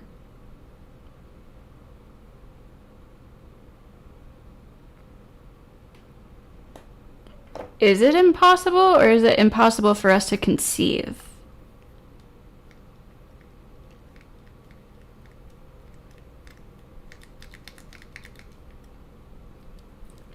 I guess it's impossible because, like, 1 plus 2 is always going to... 1 plus 1 is always going to equal 2 things, right? I guess. Alright, I'm questioning it. I'm questioning it. But I see what he's saying. But could there also be a being that exists in every possible world? William Lane Craig summarizes Alvin Plantinga's ontological argument in this way. It is possible that a maximally great being exists, the kind of being who exists in every possible world. If it is possible that a maximally great being exists, then a maximally great being exists in some possible world. If a maximally great being exists in some possible world, then it exists in every possible world. Oh, is that the end? If a maximally great being exists in every possible world, then it exists in the actual world. If a maximally great being exists in the actual world, then a maximally great being exists. All right, hold on. Let's go through this. It is possible that a maximally great being exists. All right. Sure, it's possible. If it is possible that a maximally great being exists, then a maximally great being exists in some possible world.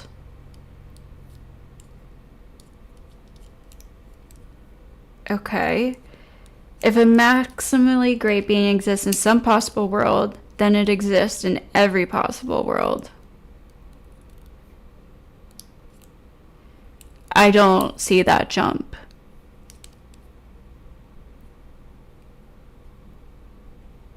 I don't get that jump. It's possible that a maximally great being exists. Then a maximally great being exists in some possible world.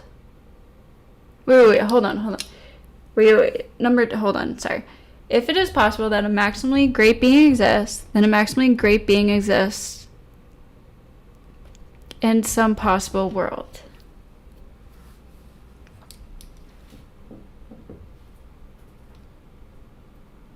Hold on, actually number 2 is where I don't get it. So just because it's possible doesn't mean that it actually does exist. But, okay, so he's saying it exists in some possible world.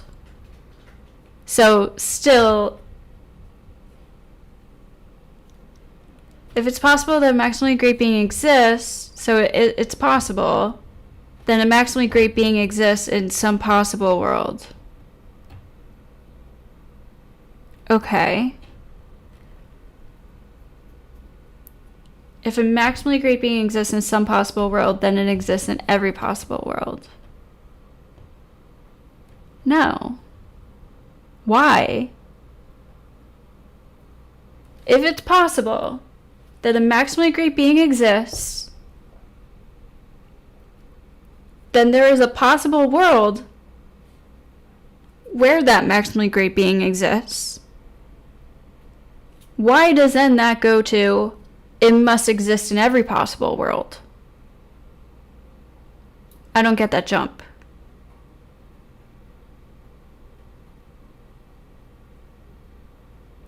Yeah, I don't, like, you lost me there. I don't get that jump.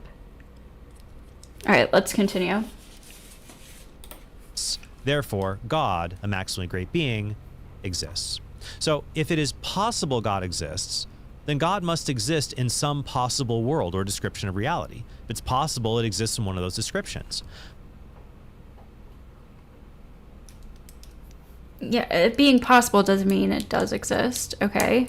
But if God exists in one possible world, then God must exist in every possible world, because God, by definition, is that which exists in all logically possible worlds. Because God, by definition, exists in every possible world. What do you say? By definition, is that which exists in all logically possible worlds. Is that which exists in all logically possible worlds.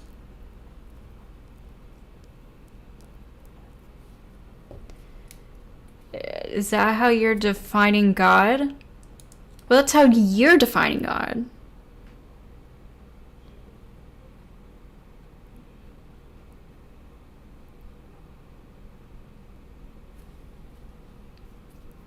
Like, I mean, first of all, I would say there's lots of things about our world that isn't really logical.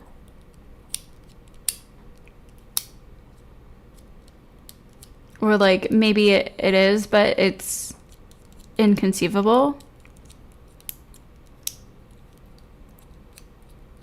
Which, like, would be relative to our logic, right? So it wouldn't be, like, logical to us.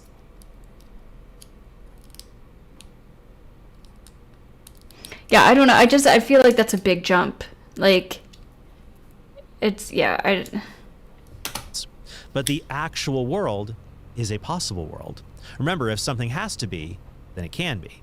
So that means God exists in the actual world too, so God exists. According to atheist Arnold Gaminsky, it is generally agreed that the argument, planting his ontological argument, is formally valid.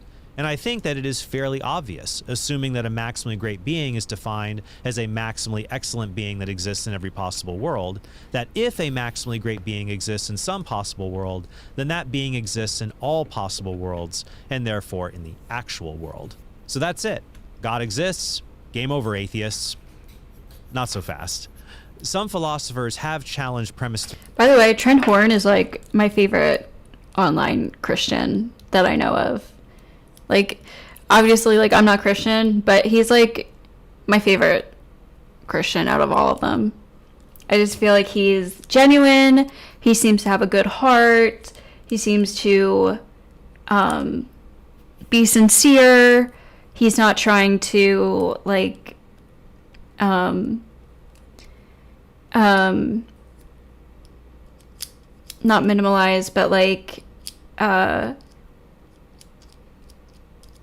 not placate. I can't think of the word. He's not trying to, like, put atheists down. Like how Jay Dyer is like, well, none of your beliefs can be justified, and blah, blah, blah, you just don't believe in anything, or it's pointless, and you can't do this without your knowledge. Like, all these, like, other philosophy bros. He's not like them. So, yeah, just shout out to Trent Horn. Also, his debate with Pearl Davis was amazing. 3 of the argument, and its reliance on the S5 axiom and modal logic, specifically the claim, if possibly necessarily A, then necessarily A.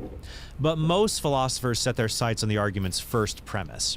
It is possible that a maximally great being exists.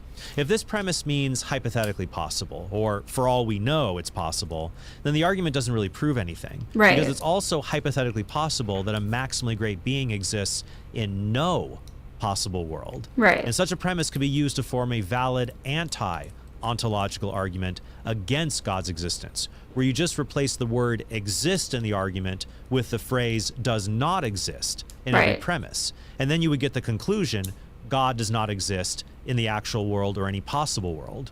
Okay. But if the first premise means metaphysically possible, as in it's the same way it's metaphysically possible in the roulette table, it could have landed on black rather than red, they're real possibilities. Well, then we need some reason to believe God's existence is a real possibility and God's non-existence is not a real possibility.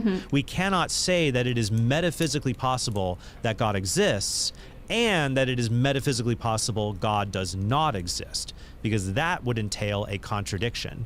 A and not A being true at the same time. What the modal ontological argument shows is that it is either impossible for God to exist, or it is impossible for God not to exist. But which one is true? At this point, philosophers look for various kinds of symmetry breakers, differences in these possible worlds that would show one of the possibility premises is more plausible than the other.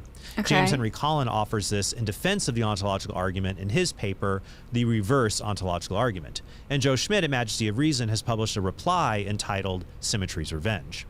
Other attempts at breaking symmetry combine the ontological argument with known facts about the world that we live in, such as showing that it is possible there is an explanation for the universe. So therefore, there is an explanation for the universe. Though this could be subject to the same symmetry problems if you think it's possible there is no explanation for the universe. Josh Rasmussen develops an argument like this in his book, How Reason Leads to God. And Robert Maydole uses a temporal contingency ontological argument that combines Aquinas' third way with the ontological argument. The philosophers Brian Leftow and Alexander Pruss, however, believe that the ontological argument can be strengthened by noting that people's experience of God supports the premise that God is a real possibility, because people don't have experiences of metaphysically impossible things or logically impossible things like square circles. And there are many other forms of the ontological argument as well. Kurt Gödel, a mathematician famous for his incompleteness theorem, put forward an ontological argument symbolized in about a dozen premises of mathematical logic. And not to be outdone, Maydol's temporal contingency ontological argument that can be found in the Blackwell Companion to Natural Theology has 87 premises. Now, personally, I don't use the ontological argument when I discuss God with atheists because most people think the ontological argument is a kind of semantic trick. They aren't receptive because they already have an antagonism towards this kind of reasoning. And because of the controversial nature of the modal logic in the argument's inferences, even people like Alvin Plantinga, who developed the modal ontological argument, has said the following: these arguments cannot perhaps be said to prove or establish their conclusion, but since it is rational to accept their central premise, they do show that it is rational to accept that conclusion. What this means is that the ontological argument works best for particular people. So it may be helpful for someone who does believe in God for various reasons, but modal logic helps them to have a much firmer foundation that God must exist. Or it can be helpful for someone who is predisposed to this kind of thinking in general. I mean, honestly, every argument for God, or every argument for any position, works in this way. The argument may seem sound to some people, but it may not convince other people. Mm-hmm. When I posted my episode on how the fine-tuning argument is the argument atheists fear the most, I heard from many atheists who say they consider it the weakest argument for God. Of course, when I said atheists in that episode, I was referring to prominent atheists. And it didn't seem like a coincidence that the argument kept popping up among them. I also heard from Christians who said that they consider things like the moral argument to be the strongest argument for God's existence, even though many professional philosophers think the moral argument's actually the weakest argument for God. I think forms of the moral argument do work, and so I'm happy to present them to people who are open to that kind of argument. Every argument for God's existence has strengths and weaknesses. For example, the contingency argument for God is logically rigorous, and philosophers tend to think it's among the better arguments for God. But lay people can have a hard time following the contingency argument. That's probably why C.S. Lewis didn't use a contingency argument in Mere Christianity, even though they were popular at the time he wrote, among academics, but instead he used a moral argument for God's existence. The ontological argument will not be persuasive to people whose eyes glaze over when you talk about modal logic, or someone who is convinced reverse or parity arguments disprove the ontological argument. But some people will be intrigued by the idea of a maximally great being. It may just click for them, for that such a being is at least possible. And so the notion of impossibility better applies to a godless universe than to a maximally great being. And I may not share this argument with everyone, but I'll present this argument, or really any valid argument with plausible premises, to someone if there's at least a chance the argument will click for that person and lead him or her to a relationship with God. This is similar to St. Paul's advice in 1 Corinthians chapter 9. I have become all things to all men, that I might by all means save some. I do it all for the sake... See, this is why I like Trent Horn. Like, I feel like he's just like, he really does, he's like a true Christian, and like, I don't know how, from my perspective, like, he is trying to bring people to God because he thinks it's like for the better good of everybody and stuff like that. Like, he's not doing it to like make people feel stupid or like to win a debate. Like, he's genuinely doing it because he loves people and he loves it, like, he thinks God is good. So, I don't know. I like Trent Horn, but... Sake of the gospel, that I may share in its blessings. If you'd like to learn more about the ontological argument, check some of the links in the description below.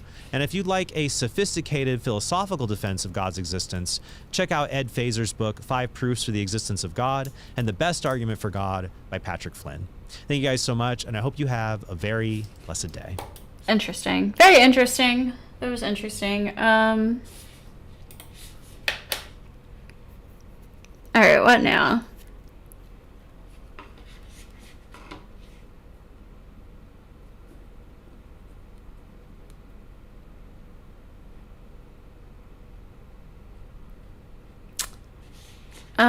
So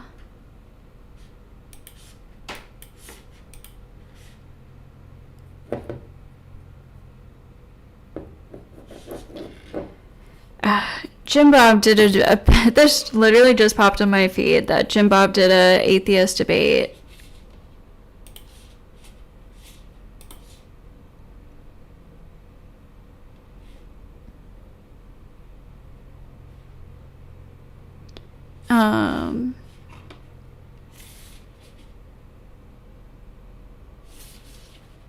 One second.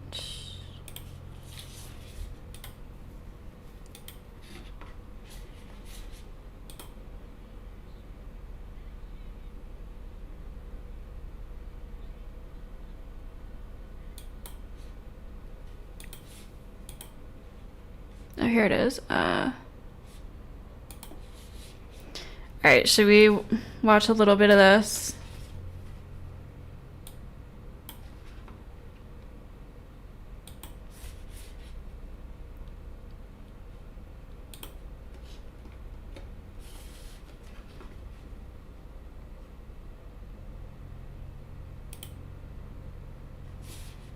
Q&A, 30 minutes usually the minimum. Kind of depends on how long you got. These things have to be.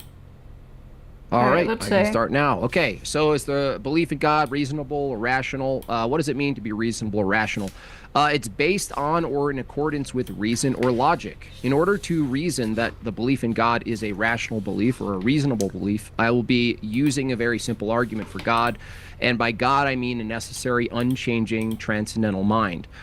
But before I present that argument, it's important that we lay out a whole plethora of things we need to first assume before we can even make arguments or inquire about whether or not a belief is rational. We have to assume a mind exists, both my mind and Ron's, and that they're particular minds, and they're not the same minds.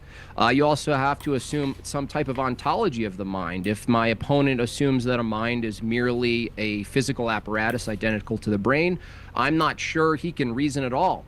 Minds which are capable of evaluating and appraising propositions, we have to assume. We have to assume that the external world and its regularity with which we couldn't do induction has to maintain.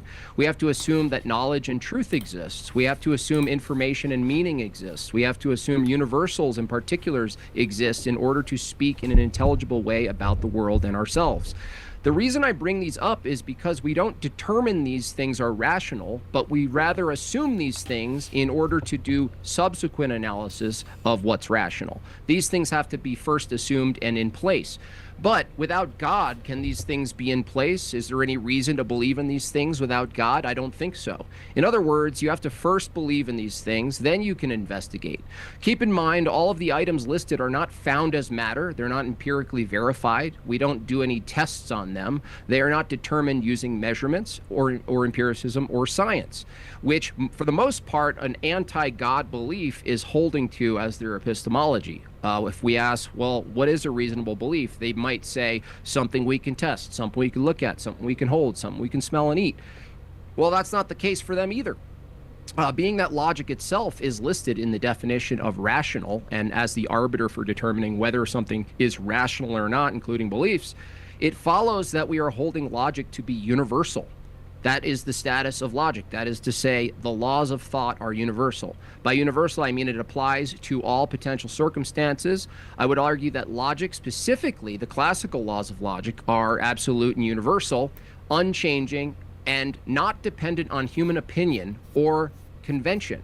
I would also argue that the laws of logic are conceptual and abstract, hence my argument tonight.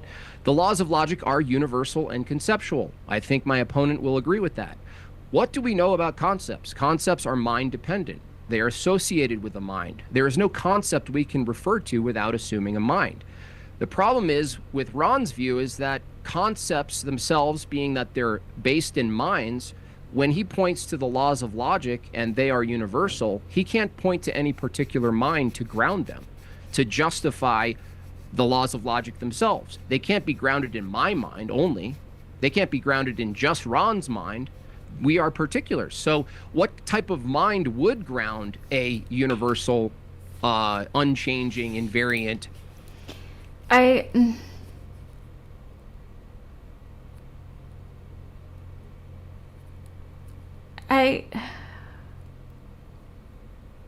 Logic is just a thought process.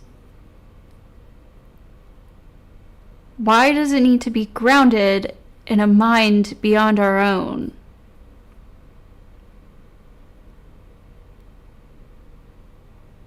If we can follow, like, conclusions, like, I feel like what he's saying is, like, without a God, we wouldn't be able to make logical conclusions, because it would all just be subjective. But I don't think that makes sense. Like, there are different ways. Deduction, reasoning. Like, but again, I guess he's just going to attribute all of these to God and not ourselves.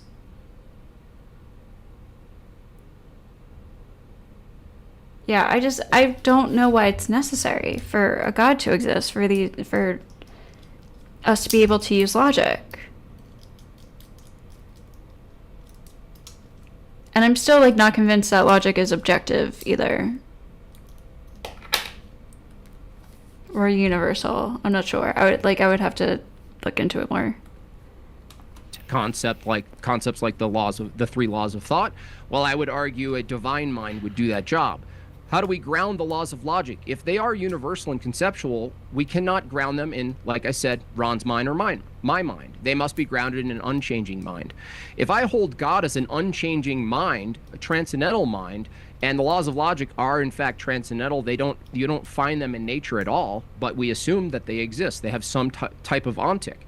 Then I have a perfectly good reason to believe in God, if God is merely the holder of the laws of logic as a mind.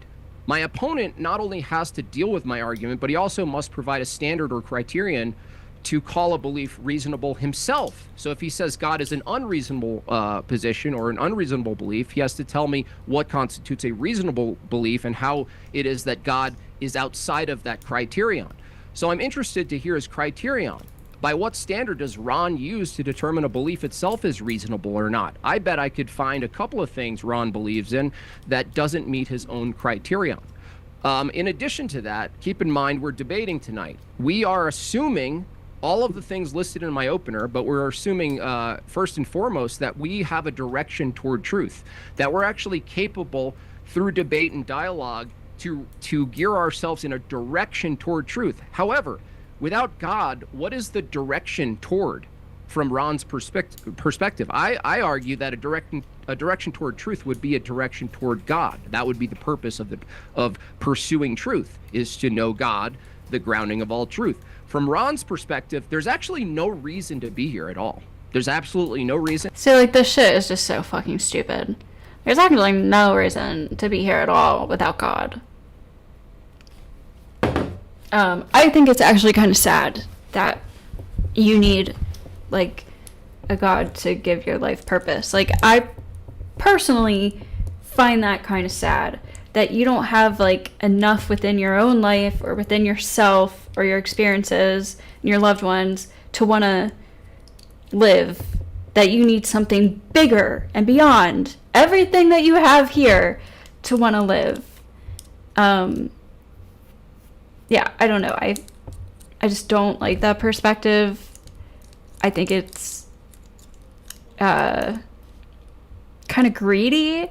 It's kind of like asking for a lot. And I think it takes away from what we already have. Like, we have so much to live for. Like, I don't know why you need something greater or something more or something beyond or something after life to want to live. And also, seeking truth to me has nothing to do with God, unless, I mean, obviously if you believe that God exists, then you're seeking truth to understand whether God exists. But, like, there's still a point to debate. Like, I don't understand the big leap of, like, if you don't believe in God, then there's no point in even talking about these things. It's like... Why? Because it's completely disteleological. There's no purpose. There's no direction. There's no reason. There's no reason to be here. There's no reason to pursue the truth. There's no reason to hold true beliefs. There's no... I mean, sure, but, like, there doesn't have to be purpose and reason. You could just want to do it. The purpose is, I enjoy doing it. Or the purpose is learning knowledge to help benefit humanity. Is that not a good enough purpose? It doesn't have to be like a fucking higher purpose, like some kind of divine purpose. It's a subjective purpose, and if that's not good enough for you, then I don't know, like, my subjective purpose is good enough for me. I don't know what you're lacking. That's how it feels. That's how it, like, comes across when people say shit like this. No a reason to abandon false beliefs. It would be just like a useless sort of play that we're doing here, right? And I get a number of people to concede to this position, that they admit right off the bat, yeah, I have no purpose to be here. There really is no purpose to pursue truth. I can't even tell you why you should abandon a false belief, whether it's God or anything else. Go ahead and believe what you believe. Furthermore, Ron might take the position that his mind, right, because when we talk about what's reasonable, we have to actually assume a mind exists. Ron can't ground and determine what a mind is. He has to say it's a brain. Not only a brain, but he has to say that it's a brain that's completely deterministic, that it just unfolds based on chemistry and neurology. It's just doing a thing. That means that if that's the case, then all beliefs are determined epiphenomenal effects of a brain. That means his brain producing an outcome and my brain producing an outcome are on the same level. They're on the same ground. There is no more reasonable belief or less reasonable belief. There's just percolating brains doing stuff. That's all there is, right? Just action, matter in motion, matter in motion.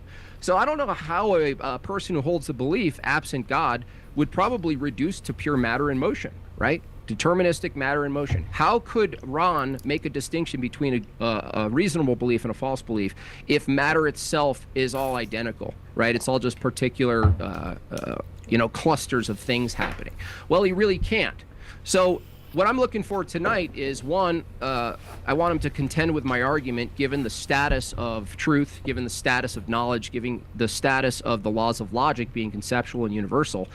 I want to know from his view, being that he has to appeal to logic to determine whether a belief is rational or not. Why does he believe in logic? I mean, that's a fair question. Why would you believe in logic? I would hold that his belief in logic is just as much a leap in his worldview as he thinks my leap to believe in God is. So there's going to be a number of other things that Ron affirms the belief in that won't meet his criterion. And with that, I'll see the rest of my time. All right. And I'm resetting the timer here and ready when you are. Okay, so I actually prepared an opening based on an opening that you gave for a previous debate that you did on a similar topic. And the opening that you gave here was fairly similar to that, but different in some ways that are going to make some of my script actually not relevant. So I'm going to have to wing it a little bit. But let's see how far I get. So I've found often that when people disagree about things, it turns out that what they're really disagreeing about is the definitions of words. And once you get past that, it turns out they actually agree on a lot of the substantial stuff. And I'm actually glad that you changed your opening in some of the ways that you did, because I think we're actually going to agree on more than I expected that we would. But I don't think we're going to agree on everything. And so I think it's reasonable if we start out making sure that we agree on the definitions. If we're going to talk about whether belief in God is reasonable, that we start out by agreeing on the definitions of the words God and reasonable, because I don't think that we do. I'm going to start with God. You defined God, so in your previous talk, you defined God as a necessary, universal, and absolute mind, but this time you changed that definition and you said it was a necessary, unchanging, transcendental mind. So I'm not quite sure what your actual definition of God is, but that's neither here nor there, because neither of those is what I think of when I hear the word God, especially when it's spelled with a capital G.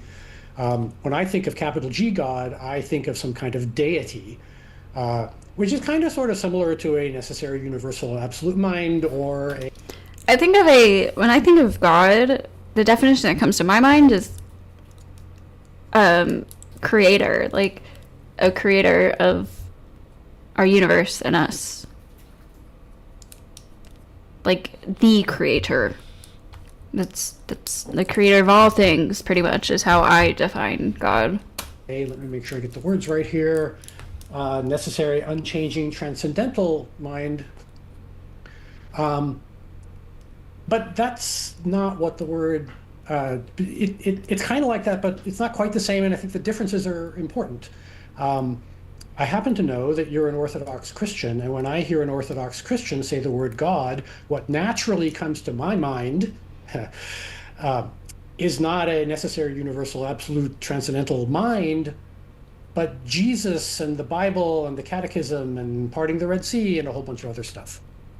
But I don't want to knock down a straw man, so I'm going to do my best to engage with your argument as you've presented it. So let's look at that argument. And I was going to say that the position that you were defending, because this is what you did last time, is actually stronger than your brief. But you didn't do that, so I'm going to have to skip this. I'm just going to say quickly what I was going to say, because you did this last time. You seem to me to be defending the position that God actually exists, which is fine, but you don't actually have to do that. You're making things harder on yourself by trying to prove that God actually exists, because you don't have to prove the truth of a proposition in order to defend that believing that proposition is reasonable. So I want to give you some examples. I brought some props tonight. So I got some steel rings here. And I think it's reasonable for me to believe that these steel rings are solid objects, despite the fact that I can prove to you that they're not. Now, that was obviously just a trick. But there's actually a serious point here. All the things we call solid objects, including these rings and the chair that I'm sitting in and my body and so on, aren't really solid. All of these things are made of atoms, and atoms are mostly empty space. The reason these objects normally can't go through each other is not because they're really solid, but because there are electrons on the outside of all these atoms, and electrons repel each other. But it's still reasonable to believe that these things are solid, even though they really aren't. If you try to walk through a brick wall, you will fail, despite the fact that both you and the wall are mostly empty space. I'll give you another example. At the core of modern science are two theories, quantum mechanics and general relativity. Both of these theories are established as true by overwhelming experimental evidence, and yet at least one of them must be wrong because they are mathematically incompatible with each other. It is logically impossible for them both to be actually true, but it's still reasonable, given our current knowledge, to believe that they are both true. And notice that I just hedged with given our current knowledge, and that is actually important. If a parent tells their 6-year-old child that Santa Claus is real, then I would say that it's reasonable for that child to believe it, because I think it's reasonable for a 6-year-old child to believe that their parents are trustworthy sources of information. And this matter of trustworthiness lets me give you an example in the opposite direction too, where it is unreasonable for someone to believe something that actually is true. This is hard to demonstrate as a thought experiment, so I'm going to do one last little demo.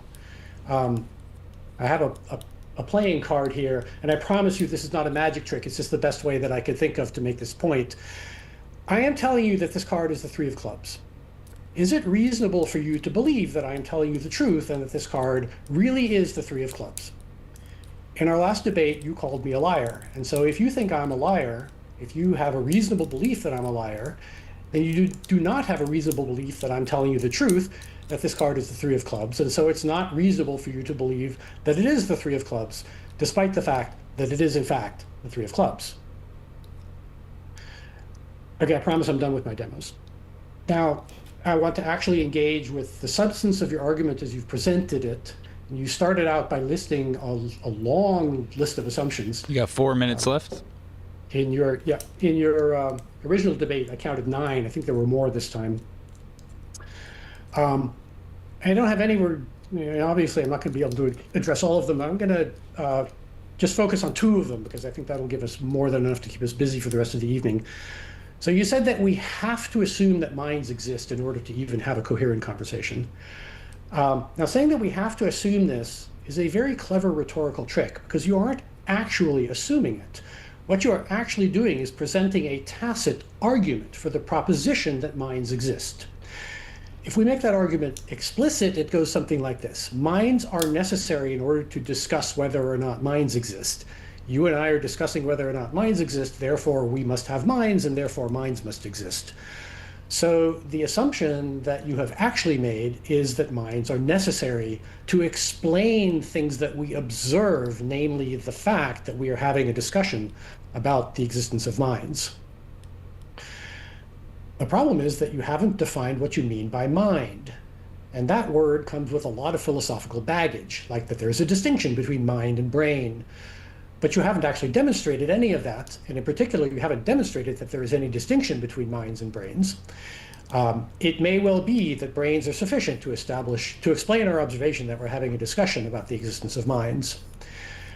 Now, whether there is a distinction between minds and brains used to be a legitimate philosophical debate. But it isn't anymore, because nowadays we have machines that can do all of the things that brains and minds can do, including having conversations about whether or not minds exist. So it is manifestly not true that brains are necessary to do these things. So unless you want to argue that AIs have minds, your necessary assumption that minds exist is revealed as not merely begging the question, but an empirical claim that crumbles in the face of actual evidence. The second assumption that I want to challenge is that the laws of logic are universal and absolute, unchanging, and not dependent on human opinion and convention. Now, this is an old and venerable argument. It goes back to at least as far as St. Augustine, around 400 AD, which matters. I just read one of the comments. Hold on, I don't know if you can see this.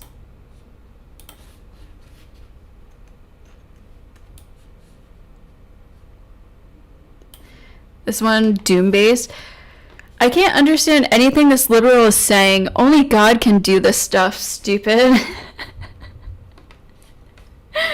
Dude, chat is wild, y'all. I mean, not my chat, but fucking YouTube chat, like, just most chats on the internet is like, scary. Because in Augustine's time, the paragon of logic and reason was Euclid's Elements, which is famously based on 5 assumptions or postulates. The 5th one is called the parallel postulate, and it says that if you have a line and a point not on that line, then it is possible to draw exactly one line through that point that is parallel to the given line. That is pretty long-winded, and Euclid's actual statement of it was even more long-winded. And for almost 2,000 years, people tried to prove that it was true so that they wouldn't have to assume it. Everyone who tried to prove it failed, and the reason they failed is that Euclid's 5th postulate isn't actually true. It turns out that there are consistent systems of geometry where there are 0 parallel lines to the point, and systems where there are many different parallel lines, in fact, an infinite number. 1 minute. And these systems turn out to be useful for different applications. There is no Platonic truth about the parallel postulate. But it took literally 2,000 years for humans to figure this out. And there are lots and lots of more modern examples. There's something called the continuum hypothesis, and another one is literally called the axiom of choice, which you can choose to use or not.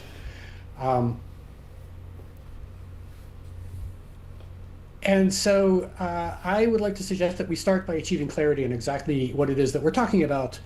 Are you going to stick with, well, in particular, what's your definition of God and what's your definition of reasonable?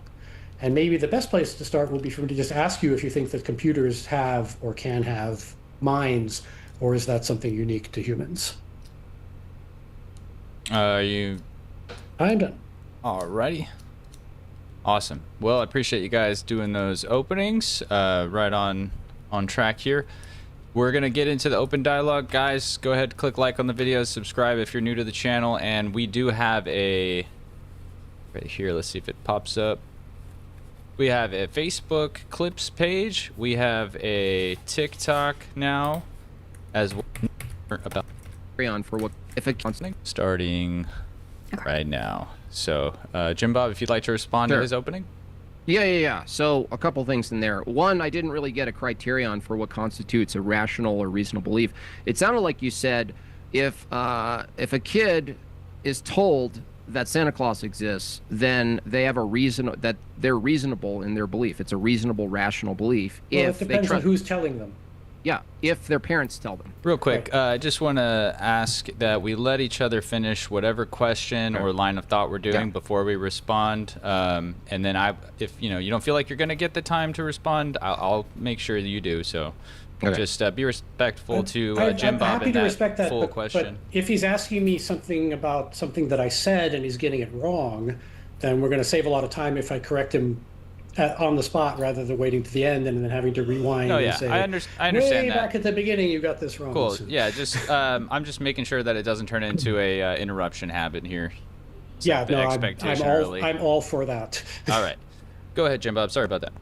Yeah, so a child is reasonable in their belief in Santa Claus if their parents tell them, if they trust their parents, depending on who tells them, right? So if by that sour apple ice. Disagree with that? Good. I just want to know if you agree or disagree. Oh my god, I always forgot. I hate watching Jim Bob debates. He's just such a little bitch. Agree with that. No, I'm using your standard first, and I'm just going to draw out the conclusion of your standard for a second, okay? You can ask him whatever question after, based on Gary. that as the standard, if my parents tell me God exists, still today, I called my parents and they say God exists and I trust them. By your standard, it's reasonable for me to believe in God, correct? No, because you're not 6 years old. That's so stupid. You're not a 6-year-old. If you were 6 and you asked your parents, does God exist? They said yes, it would be reasonable for that 6-year-old to believe in God because they trust their parents. As a full-grown adult, no, you can't just rely on your parents. That's like your parents' beliefs. That is not reasonable. Correct. Are you 6 years old? No, it doesn't matter. You said if I trust the person. No, it does matter. There's a reason why I made it a 6-year-old. Oh, okay. So at what The point... standards that apply for reasonable beliefs of 6-year-olds are different than the standards that apply for reasonable beliefs of adults. On what basis?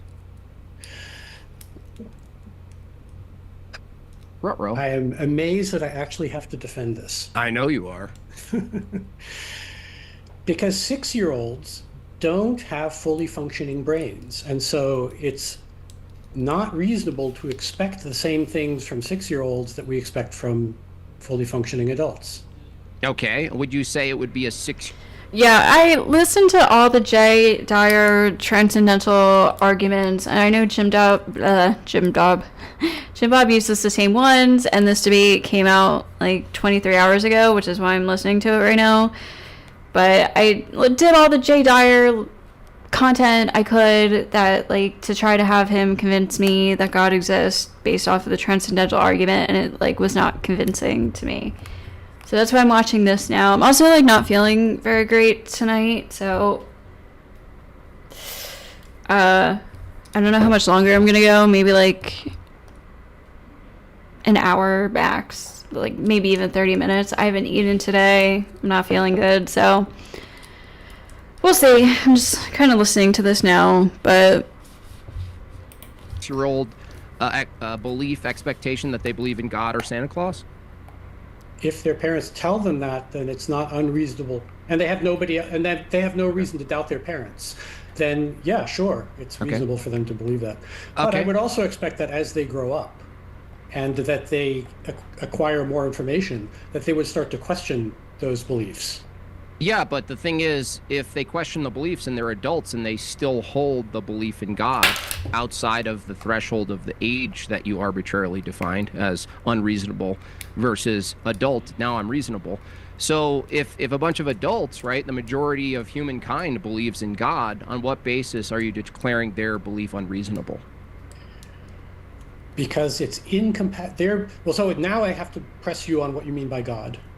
Well, so it would be unreasonable to believe in God if you only believed in God because a bunch of other people believe in God. I think that's kind of unreasonable. There are reasonable reasons for believing in God, but just doing so because like your parents believe in God, I don't think is reasonable once you're an adult. You have to start actually like asking these questions yourself and why you believe in God. So you could be like, well, I believe in God because I can't conceive of our world existing without an intelligent creator that designed it. I would even say that alone is a reasonable belief in God. Like, I just can't conceive, like, it just doesn't make sense to me.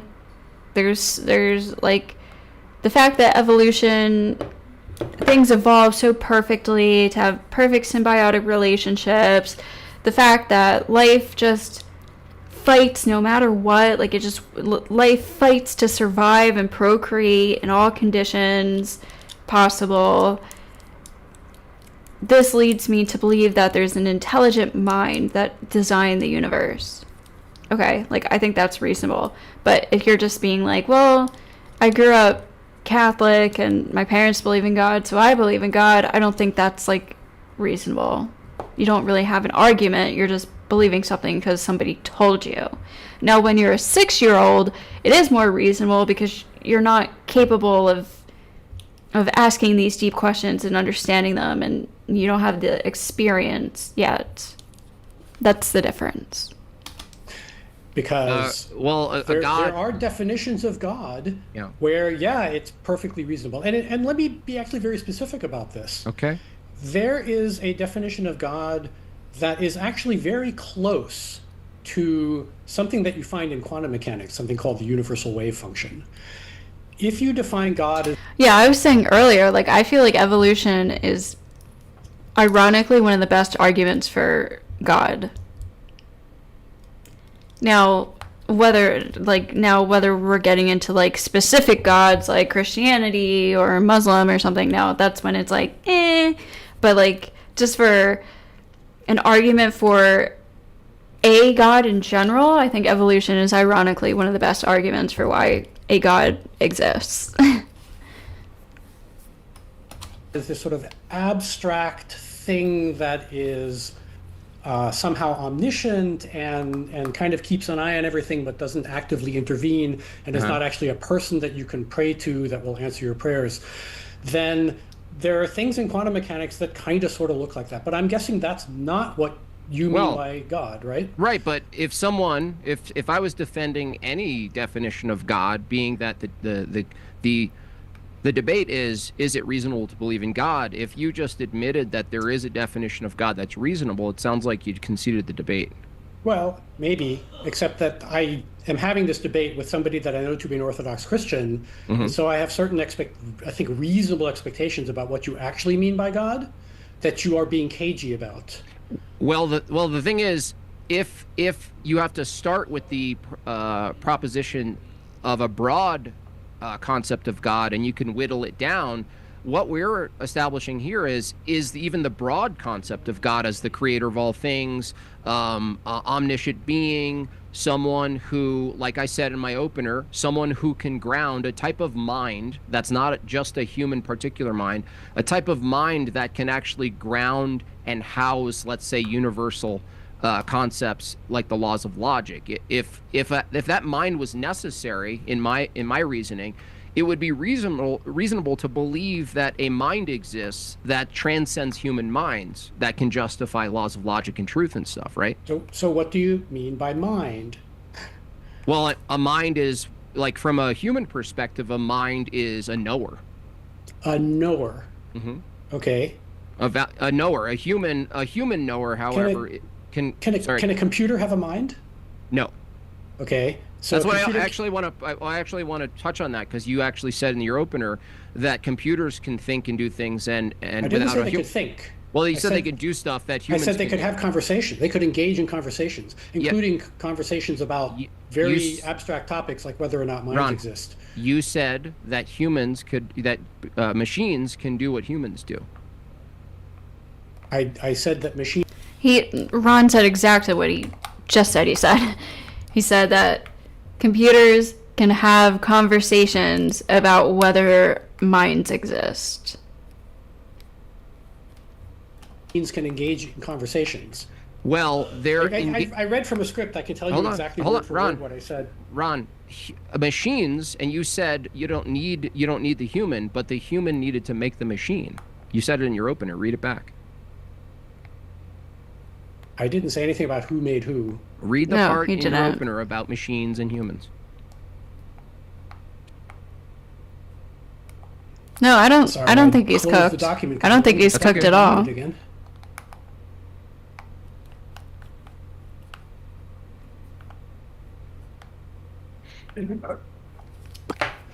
Let's go until he finds it. Distinction between minds. Okay. Yeah. Okay. So whether there's a distinction between minds and brains used to be a legitimate philosophical debate, but it isn't anymore because nowadays we have machines that can do all the things that brains and minds can do. Really? Including having conversations about whether or not minds exist. Okay, stop there. Stop there. You said machines can do all the things that human minds can do. The human mind made the machine. Did the machine make itself?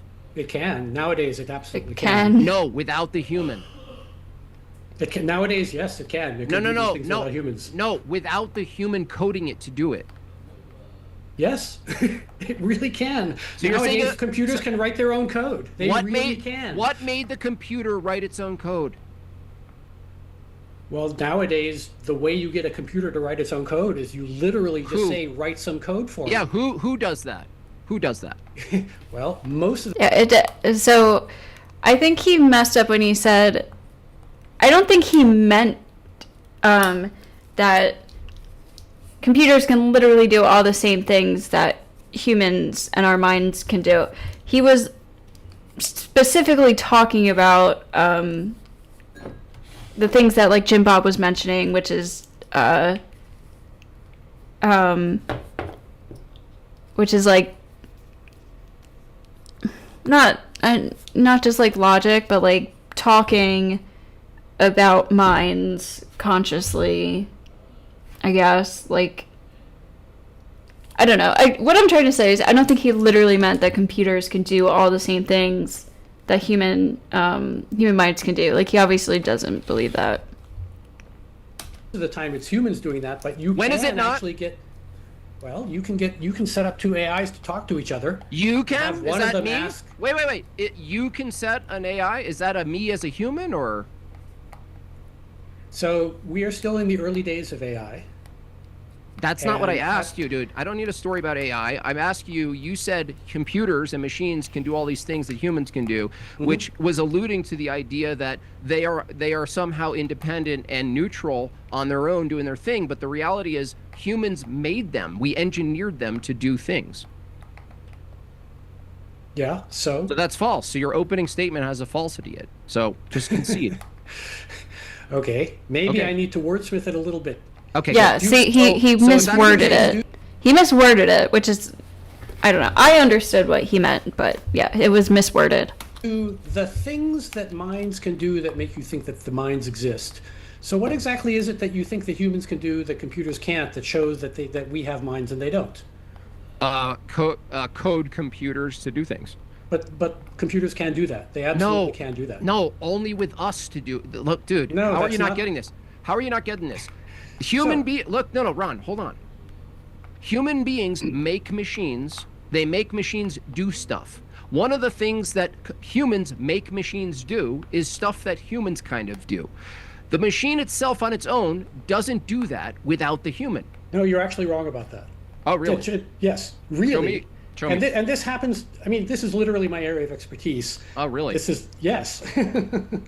So show me an example of a machine absent the human coding it, engineering it to unfold a set of commands that are complex. Show me where the computer without a human self-existed. How do you expect me to show that to you right now here in this context? Give me an example. Is there really any doubt in your mind that if I went away for a couple of days that I could come back with a machine that does exactly what you A machine made by who?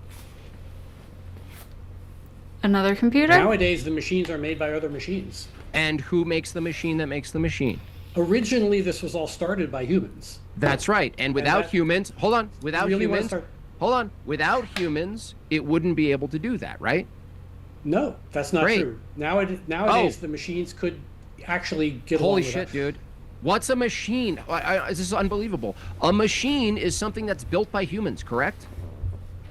Not necessarily. When is a machine not built by a human? Is That's your car a computer. machine? Is it built by a human? Is your car a machine? Yeah. Your car is almost certainly today not built by a human. It's Really? almost certainly Who- built by who makes- yeah, it's almost Oh, certainly really? built by a robot. Oh, by a machine. By a machine, yeah. And who built the robot? Probably another robot. And then who built that robot? Originally, it all started with, obviously humans kickstarted the process. Great. Yeah. So what I'm saying is a machine can't can't be the source of kickstarting its own making process. It has to be intentional. Now, when you ask me the question, what's distinct is that humans have intentionality. Machines themselves just act if-then statements. They just do commands. That's all they do. And how do you know that that's not what we do? Well, if you're claiming that that's what we do, then knowledge is impossible, if that's what you're claiming. What is knowledge? Yeah, see, so this is the interesting question. I mean, it's not that interesting, but like,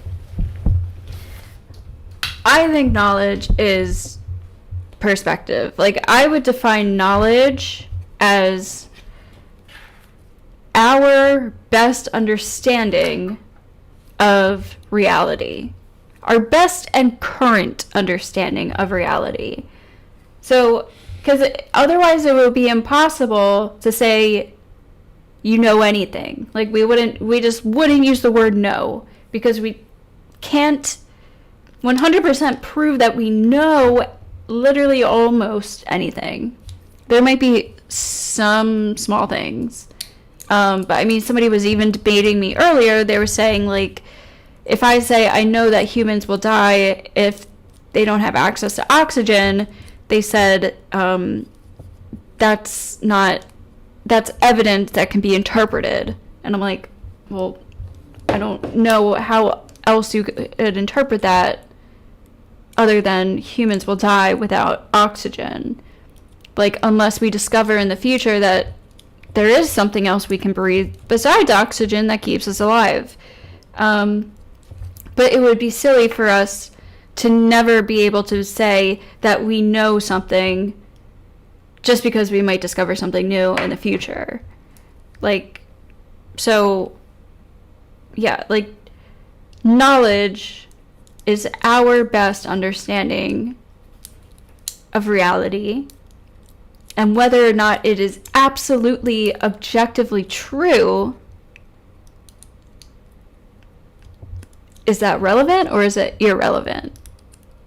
According to the word knowledge. Like, I don't know. I feel like on a day-to-day basis, it's irrelevant when we're using the word knowledge. But like philosophically, it's relevant because I don't know. It's not actually knowledge, I guess, because we don't really know it to be 100% true. But then it's just kind of like pointless it's pointless to even like have the word knowledge. Justified true belief. Justified true belief. And I'll tell you how. I'll give you an argument and you see if you can contend with it.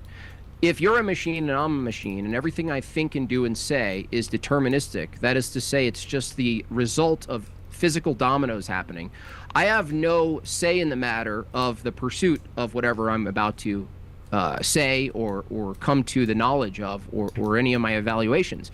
They are events. They're just events. Now, if human thinking, what you call human thinking, is merely just physical events happening, they're actually ontologically no different than rain or grass growing. But the problem with that, Ron, is those aren't propositional. Events themselves aren't propositional. They're not truth apt. They just happen. They're just happening. So how could you place something that's just happening mechanically in the category of truth apt? So you're using a lot of words here. You're That's what introducing talking a lot is. of words without defining them. You've introduced the word Like what? propositional and truth act. You And don't know what a proposition is? I know what a proposition is. I don't know what propositional as an adjective means. Okay, that's fine. Let me clarify. So Okay. if I say there's a blade of grass, it would be incoherent for me to say the blade of grass is true. It's just a blade of grass, right? It's not true or false. The It's the proposition wrong- that this thing that you're looking at is a blade of grass. That's a problem. No, yeah. I'm not talking about that. I'm just talking about the thing itself without the statement. The thing itself, the blade of grass, Well, isn't. truth is a property of propositions. So I to understand. to say that truth can't be a property of a blade of grass, that's just No. a category error. Dude, where in the blade of grass is a proposition? There isn't a proposition. Great, so in a you blade of agree. grass. So you agree. Blades of grass as objects are not propositional. That's what we Okay, agree on. If that, Great. all right. Okay, great. That sounds like a deepity to me. Hold on. It's an obvious, trivial observation. No, it's that not you've trivial. dressed up in a lot of fancy No, words. you're not listening. You're not even trying to listen. So if a blade of grass is not propositional, neither is a tornado, neither is a waterfall or anything else. They're just happenings, right? They're just events. They're objects and events. They're not propositional. They are not. It's not an object and an event. I mean, I don't know. It's Now, maybe yeah, they're an not event. propositional. You agree. Now, Yes. if you hold that your brain, I don't know if I would consider a tornado an event. It's like a reaction. I guess that's an event. I don't know. It's kind of a weird way to word it. I guess. Kind of nitpicking, maybe. is a set of more deterministic events that are just unfolding, then your brain, what you call an evaluation itself, is also just an event and can't be propositional unless you do special pleading. Okay, I still don't understand then what you mean by propositional. That sounds like nonsense to me, because What? There Is are it- propositions and there are Yeah. blades of grass, and they are two completely different ontological categories. No, not under the view. If you just Yes, said what? No, they are. Ron. If you So just let said me what? okay, so let me explain to you how they are different Tell me ontological the categories categories. that are my Yeah, view. tell me. All right. So I have a materialistic view of the world. Yep. I actually have two different materialistic views of the world that I could argue from. There's the view of classical mechanics and the view of quantum mechanics. And I'm going to go with classical mechanics because that's a lot more easy to intuit, even though I have to start with the caveat that classical mechanics is actually wrong. Do you mean by Classical material? mechanics, I No, mean- hold on a second. Do you mean by material? Do you mean physicalism, like Yeah. pure physical? I mean that the ontology of my theory is that the world is that things are made of atoms Yeah. that exist in particular Matter. places at particular times. And everything that we observe can be explained in terms of the arrangements and trajectories of atoms. Okay. What about the things we can observe that you think exist? Those are explanations for the things that I can observe. Sometimes I have to hypothesize something that I can't observe in order to explain something that I can. So for example... No, hold on. Don't go too fast. An Okay. explanation itself, if you're a materialist or a physicalist, is an explanation itself made of physical matter? No. Okay, so do you believe in explanations, that they exist? Yes. So you believe that things exist that aren't made of matter that you can't actually verify exist? That's right. Okay, so if that's your standard for You want me to existence... explain how? No, I don't, because if... So you are not interested in No, learning... no, because actually, I'm bringing up... You're not interested in actually learning my no, point of view. no, You I'm- just want to dominate the conversation. But I fine, am. Go ahead. I'm going to dominate the conversation anyway. But the thing is, I'm bringing it back to the topic, which is, if you hold. No, I want to hear his explanation. This is what I have been trying to do, like, for this entire past 2 streams, is guess. And I'm just so curious. Belief that something exists, and it's reasonable to believe things that are immaterial, not concrete, non-physical, that they exist, like explanation or logic or truth or knowledge or meaning. These are things that you can't point to in the world, and you just... Well, yeah, because they're concepts. They are concepts. That is it's a resulting property of thought, which is a resulting property of consciousness, which is a resulting property from our particular brain activity.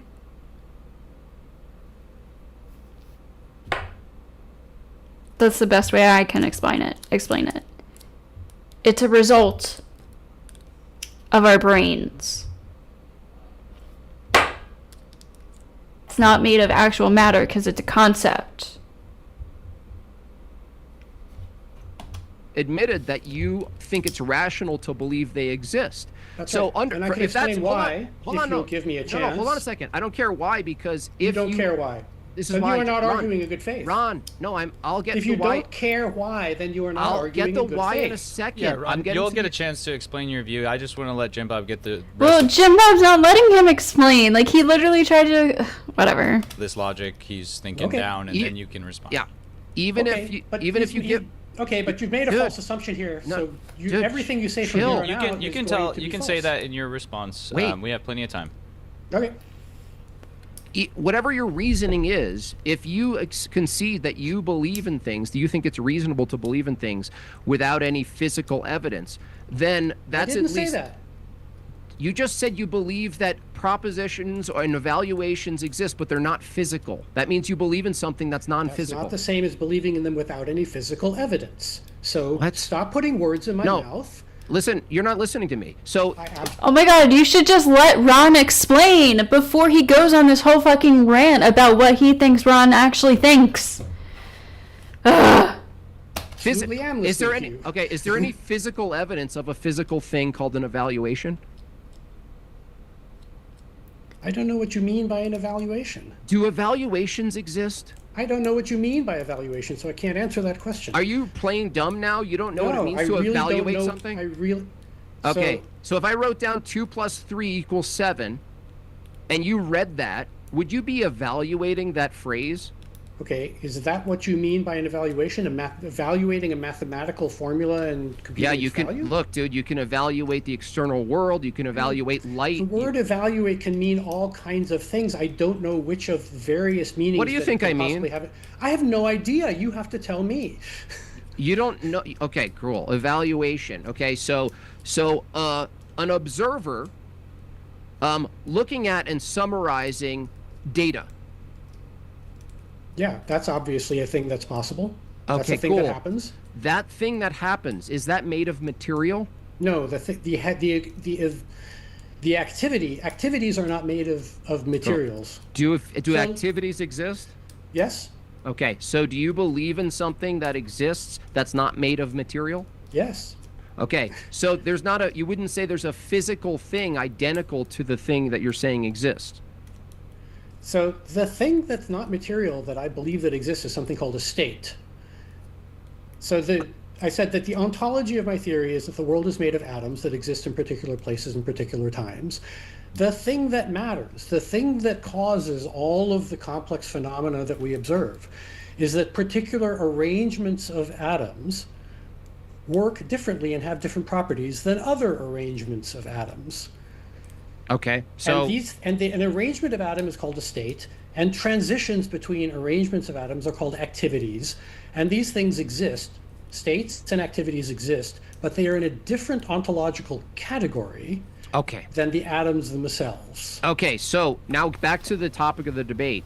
When you believe something exists and it's reasonable to believe it exists, what criterion are you using to determine it's reasonable to believe something exists? I think it's reasonable to believe something exists if it's necessary to explain your observations. If it's necessary to explain your observations, Yes, then and it exists. And by that I mean your personal subjective experience. So a consequence of that is that what's reasonable for you to believe exists might be different than what's reasonable for me to believe exists. It might be. Yes. Okay. I True. don't think it actually is. It will turn out not to be.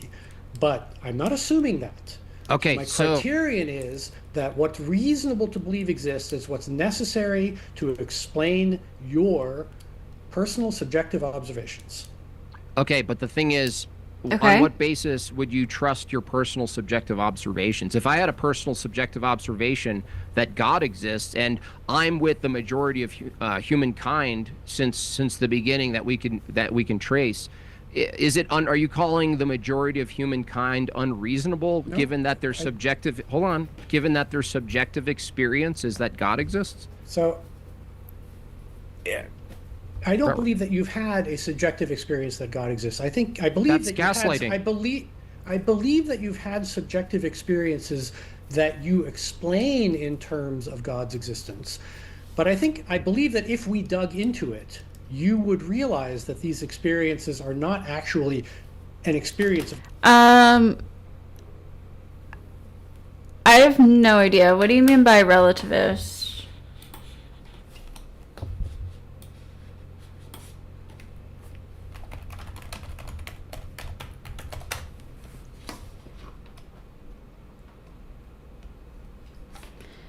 Oh, like they're not moral values, knowledge are not absolute or universal, are dependent on the context, culture, or personal perspective of the observer. I'm not sure if that's what he thinks. I'm assuming so. I would probably assume he is a relativist as well.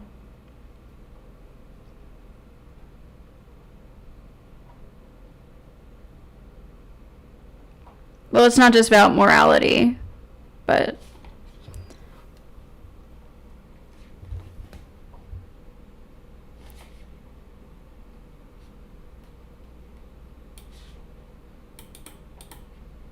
I think I'm a relativist. Like, at least from our perspective, I feel like we have to be relativists, but I don't know. Alright, let's see. God existing. Whoa. Listen, that's So God total. is Hold on, a that's necessary, totally unchanging, gaslighting. and transcendental mind. Hold on. You just gaslit people who have an experience that's just on equal par as you, right? You just made the standard that having a subjective experience will determine whether or not what's reasonable to believe, and that means nominalism. You know what nominalism is? That means that essentially means that you as a particular human are the only standard for what constitutes a reasonable belief for you, Ron. But your reasonable criterion actually doesn't apply to anyone else because it's all relativistic. So if it's relativistic, hold on, I know you want to talk. If it's relativistic and it's all arbitrarily defined by our personal standards, what constitutes our subjective experience, then me, including everyone else who believes in God, whoever they think God is, from their subjective experience, they came to the conclusion that God exists. So is that a reasonable belief? Yeah, if it's true. If it's true, I dispute that. I don't believe that it's true. And no, the question isn't whether or not it's true. No. So so you had your Jim Bob, you had your chance. You just shifted. Well, Jim let's Bob, let Ron give. You had your chance. Give a second here, and now then you can respond to it. Okay. If you're going to interrupt, look, we can either interrupt each other and stop each other. I can go to timed responses at any point. Am I talking right now? Okay. So you said God is a necessary, unchanging, transcendental mind. And you said that you had a direct subjective experience of a necessary, unchanging, transcendental mind. Is that really what you're claiming? No, that's actually not what I said. I said if, based on your standard, someone did have a subjective experience that God exists, based on their own standard, would it be reasonable for them to believe in God? Absolutely. Okay, that's the debate. But no, it's not, because the next question is, what's it like to have a subjective experience of God? It's all subjective to me. You couldn't possibly know. Yeah, but you can still describe it, right? Well, I can describe my subjective experiences. In fact, let me describe one for you. Here's a subjective experience that I had when I was 12 years old. I was at a YMCA summer camp. And this was in, You don't have to say this publicly. Don't have to say what publicly? Oh, sorry. Go ahead. What is it that you thought I was going to say? I don't know. Go ahead.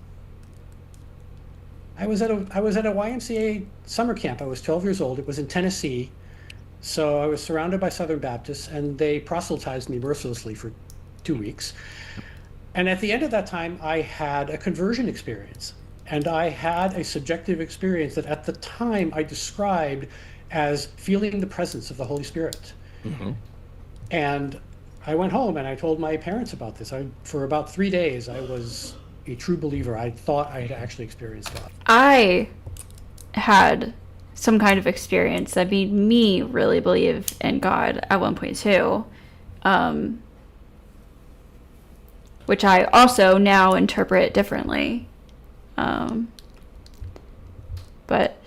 when I was like 13, I ran away from home and I made it all the way to a different state, the next state over. And it had been raining because it was spring, and I was cold, I was hungry, I was like 13, obviously had nowhere to go, and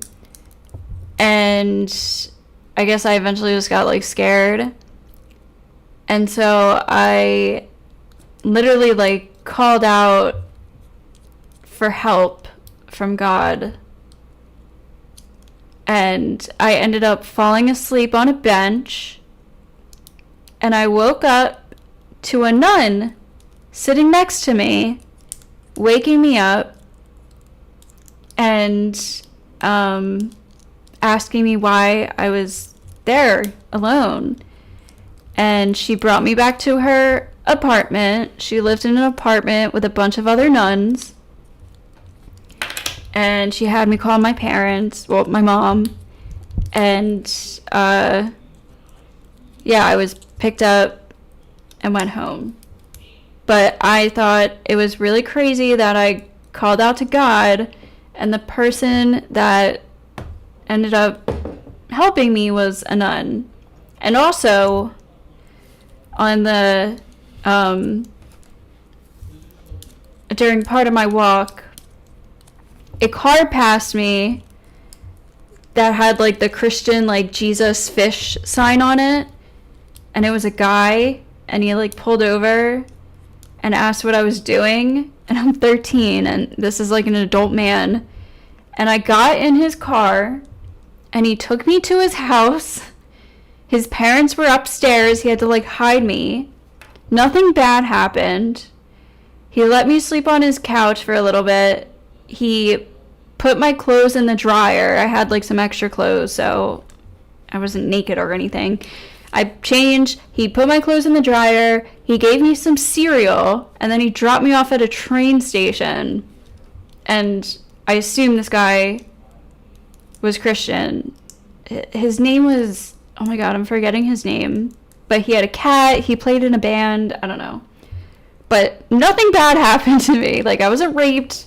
Nothing creepy happened. He literally let me sleep on his couch. So after this whole experience, I was like, I'm a Christian. Like, holy shit. So how do I interpret that now?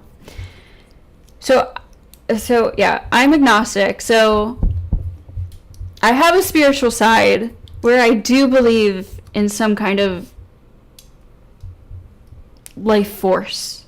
Like some kind of God, I guess, but it's more of like a life force, like some kind of energy, whatever, spirituality thing. So my spiritual side interprets that now as, if this God exists, it reaches people in the best way that they understand it. So because I was raised Christian, God, the real God, helped me through my perspective of what God was at the time, which was the Christian God. So if I like was Muslim, it would have been like if I believe in God, I believe God is speaking to people in the best way that they understand God, which could be wrong.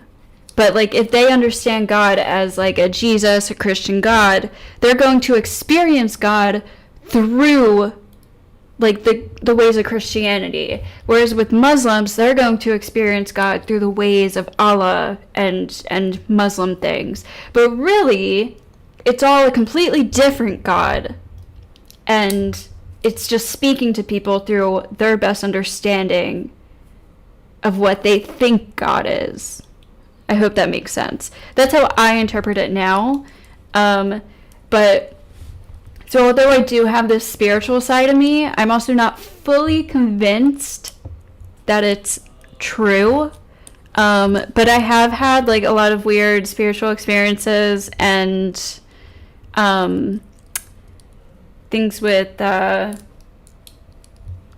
just the world being weird and influenced by me. But I'm like, the best way that I could describe my spirituality would be Wiccan, kind of like pagan roots, but I don't follow any specific religion, but I have these beliefs that really fit. Like when I started reading about Wicca, I was like, it just like fit me perfectly. I was like, whoa, yeah, like that makes sense to me. I believe that. I've always felt like this my whole life. So, yeah, and I've like fucked around with that stuff, and it was the healthiest time of my life. It was really crazy experiences, honestly. I don't want to get into them here, but I haven't practiced in years. I really want to get back into it, but yeah, I don't know. That's that. We'll keep going. Sorry, little rant. And then my father said, okay, if you're going to be a Christian, you should read the Bible. And I started reading the Bible, and he converted me fairly quickly. But yeah, just because somebody... That's what happened to me, too. And then I started reading the Bible because I thought I was Christian. And then I was like, oh, I don't know. I don't like this. And then, like, I got older and I started thinking about it more, and I was like, yeah, no, this doesn't fit my values at all. Or, like, I just don't think this is true or convincing. So, yeah. I know this is Jim Bob and not Jay Dyer. I spent the beginning of the stream watching Jay Dyer, and then I watched the Trent Horn thing, but, yeah, I don't know. Like, if you have a suggestion of a Jay Dyer video, we can watch that. This literally popped up on my feed because it came out, like, yesterday. So we're just watching this now. I just haven't updated the title. He says that they've experienced God doesn't necessarily mean that that's actually what they've experienced. It could be that what they actually experienced can be explained by something else. It's possible. I know, Bron, but the question isn't whether or not you're verifying what they experience is true or not. The question is, if they did have the full experience from their direct experience, that they in your case experienced God, you would say from your own experience that at that time, time and place, right, that you just said, it was completely reasonable for you to believe in God, right? Yeah. Okay, watch. Okay, watch. If someone like you maintains that experience in their lifetime, isn't their belief in God justified then? Well, it depends. Justified? I don't know about justified. Reasonable? Sure. I mean, this debate, I feel like this debate is kind of stupid because the question is a belief in God a reasonable position? And I think, yes, there are reasonable positions to believe in God. Now,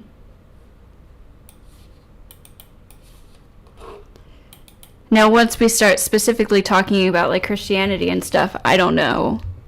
I haven't heard arguments for those. It's always just like God in general, but it depends on what other information they have at their disposal. So in my case, for example, I started reading the Bible.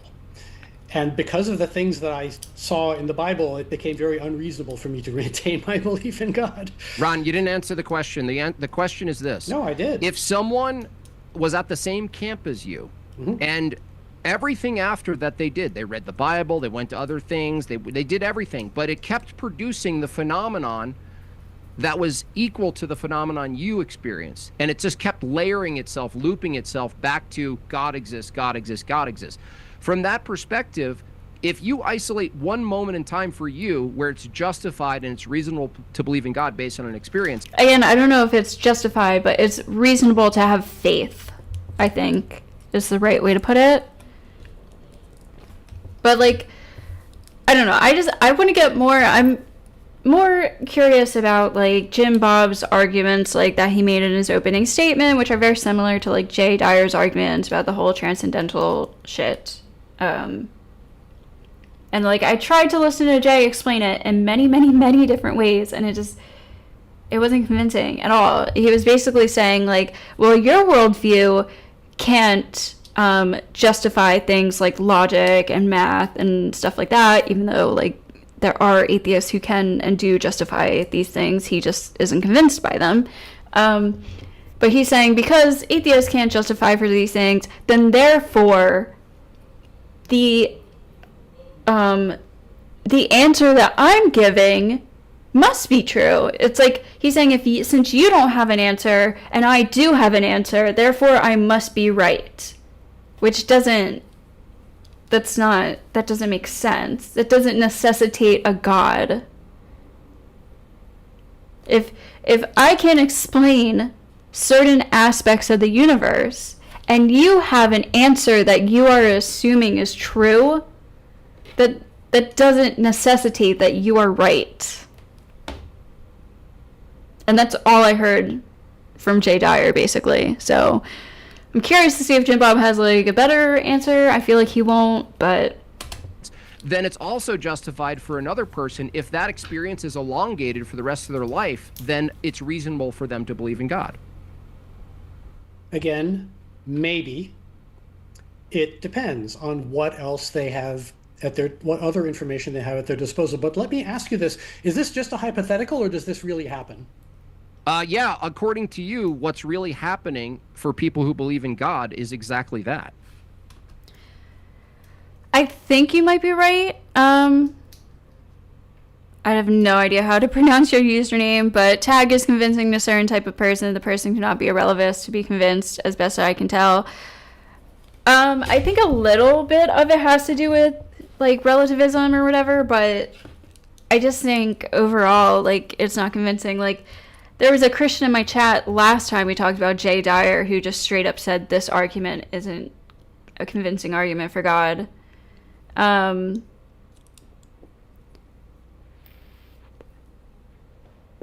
It's just like, well, since you don't have an answer for it and I do, therefore I must be right. That's literally what he said during the very last video I watched of him trying to explain it. So, well, I know people who believe in God who don't claim to be directly experiencing God all the time. Okay, but they're experiencing something. Sure, okay, so like so maybe. when they go to church, they experience something. When they read a book on they read the church fathers, they're experiencing reading, right?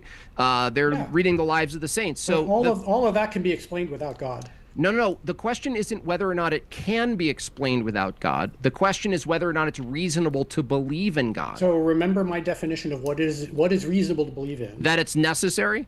Yeah. Okay, how would you know it's necessary? And let me tell you why. Because I cannot prove that there isn't an invisible pink unicorn standing behind me.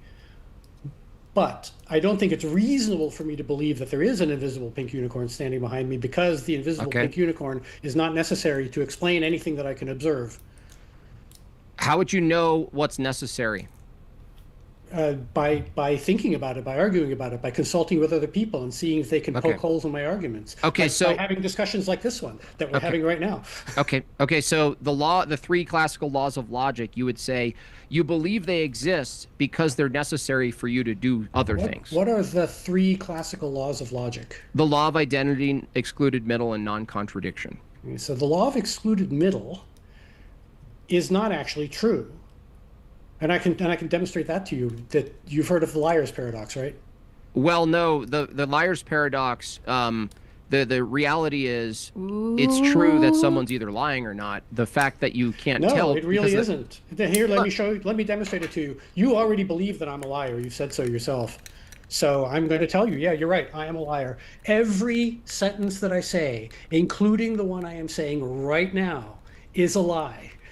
So it's either true that you're lying or it's false that you're lying. Was the sentence that I just said a lie or not? No, you're confusing whether or not I have access to knowing it versus whether or not there's a truth to the matter. No, because if you think about it, if you assume that it's true, then it's false, and if you assume that that's it's false, an epistemic. Dude, that's an epistemic problem. The question of how I know if you're lying or not is the paradox is what the paradox is exposing. The reality is there would be a truth. I just told you that I'm lying.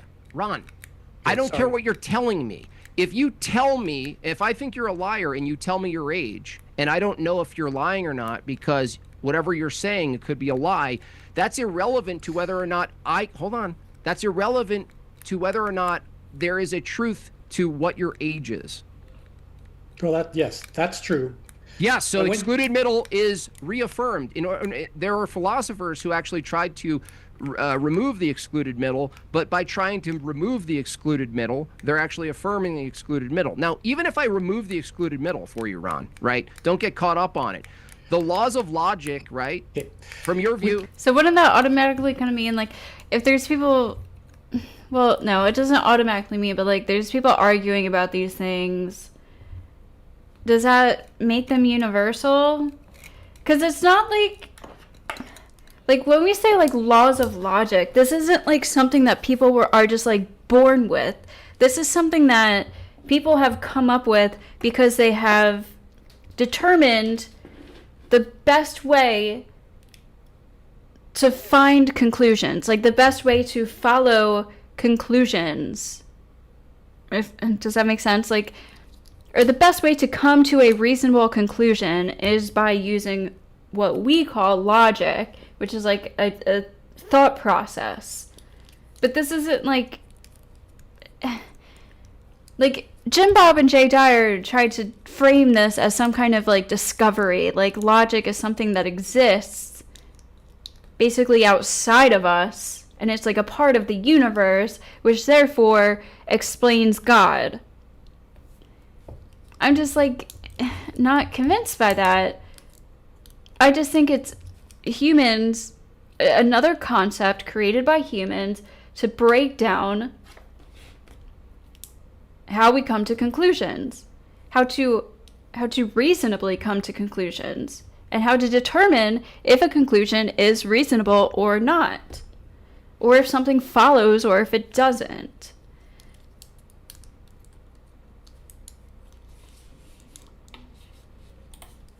I'm talking right now. The laws of logic, right? Law of identity, non-contradiction, even if you remove the excluded middle, right? If you affirm those merely because they're necessary for something, right? Then you're actually saying that they're conventions. Are you saying they're conventions? Yes, I am actually.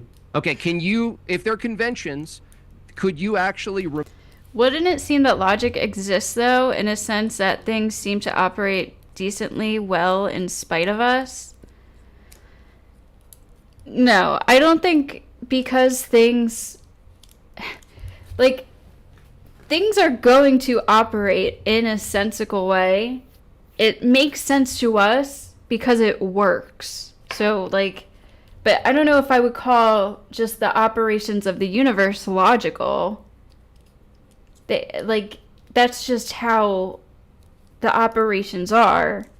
It's not like there was another way to go about it.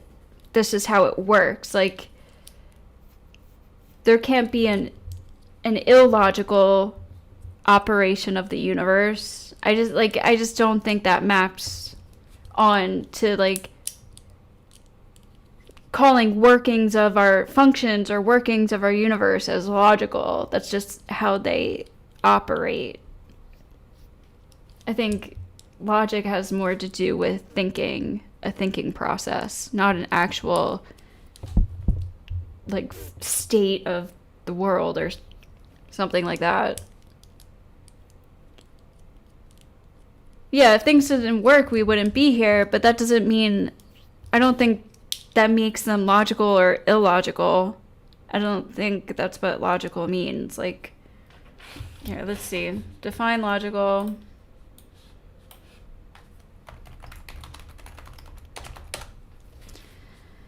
Logical describes thinking, actions, or arguments that are reasonable, valid, and based on sound reasoning or strict rules. Yeah, it's like, so for example, I don't think that, like, let's think of an example. What's something that makes sense in the universe? It makes sense that certain plants... Oh, you're extracting it all the way back to a logical creator? I mean, like, sure. You can do that. That's absolutely fine. But I don't think it necessitates a creator. I don't think it's necessary for the universe to have order. I don't think it's necessary for the universe, for in order the universe to have order, there has to be a God.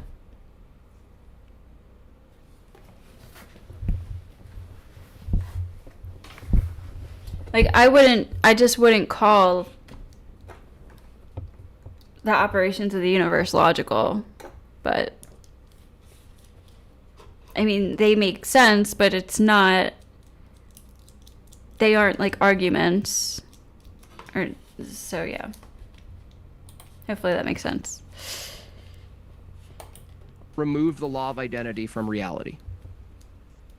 So the law of identity is actually not really a, it's not really a law. It's That's just a a definition. It's a definition of the word, of the equal sign.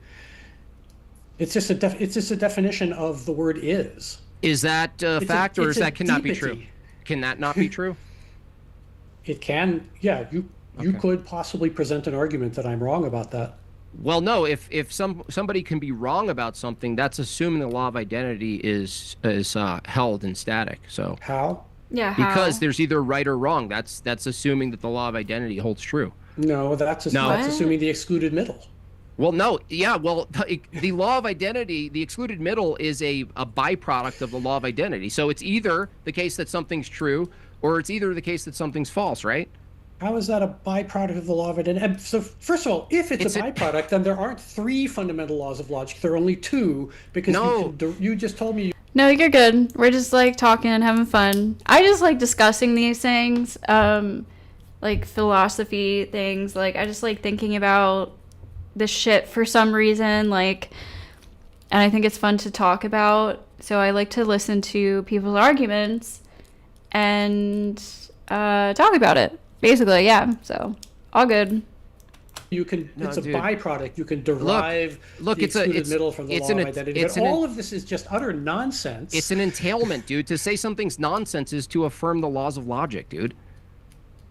Is it actually nonsense, or is it like just calling it a law?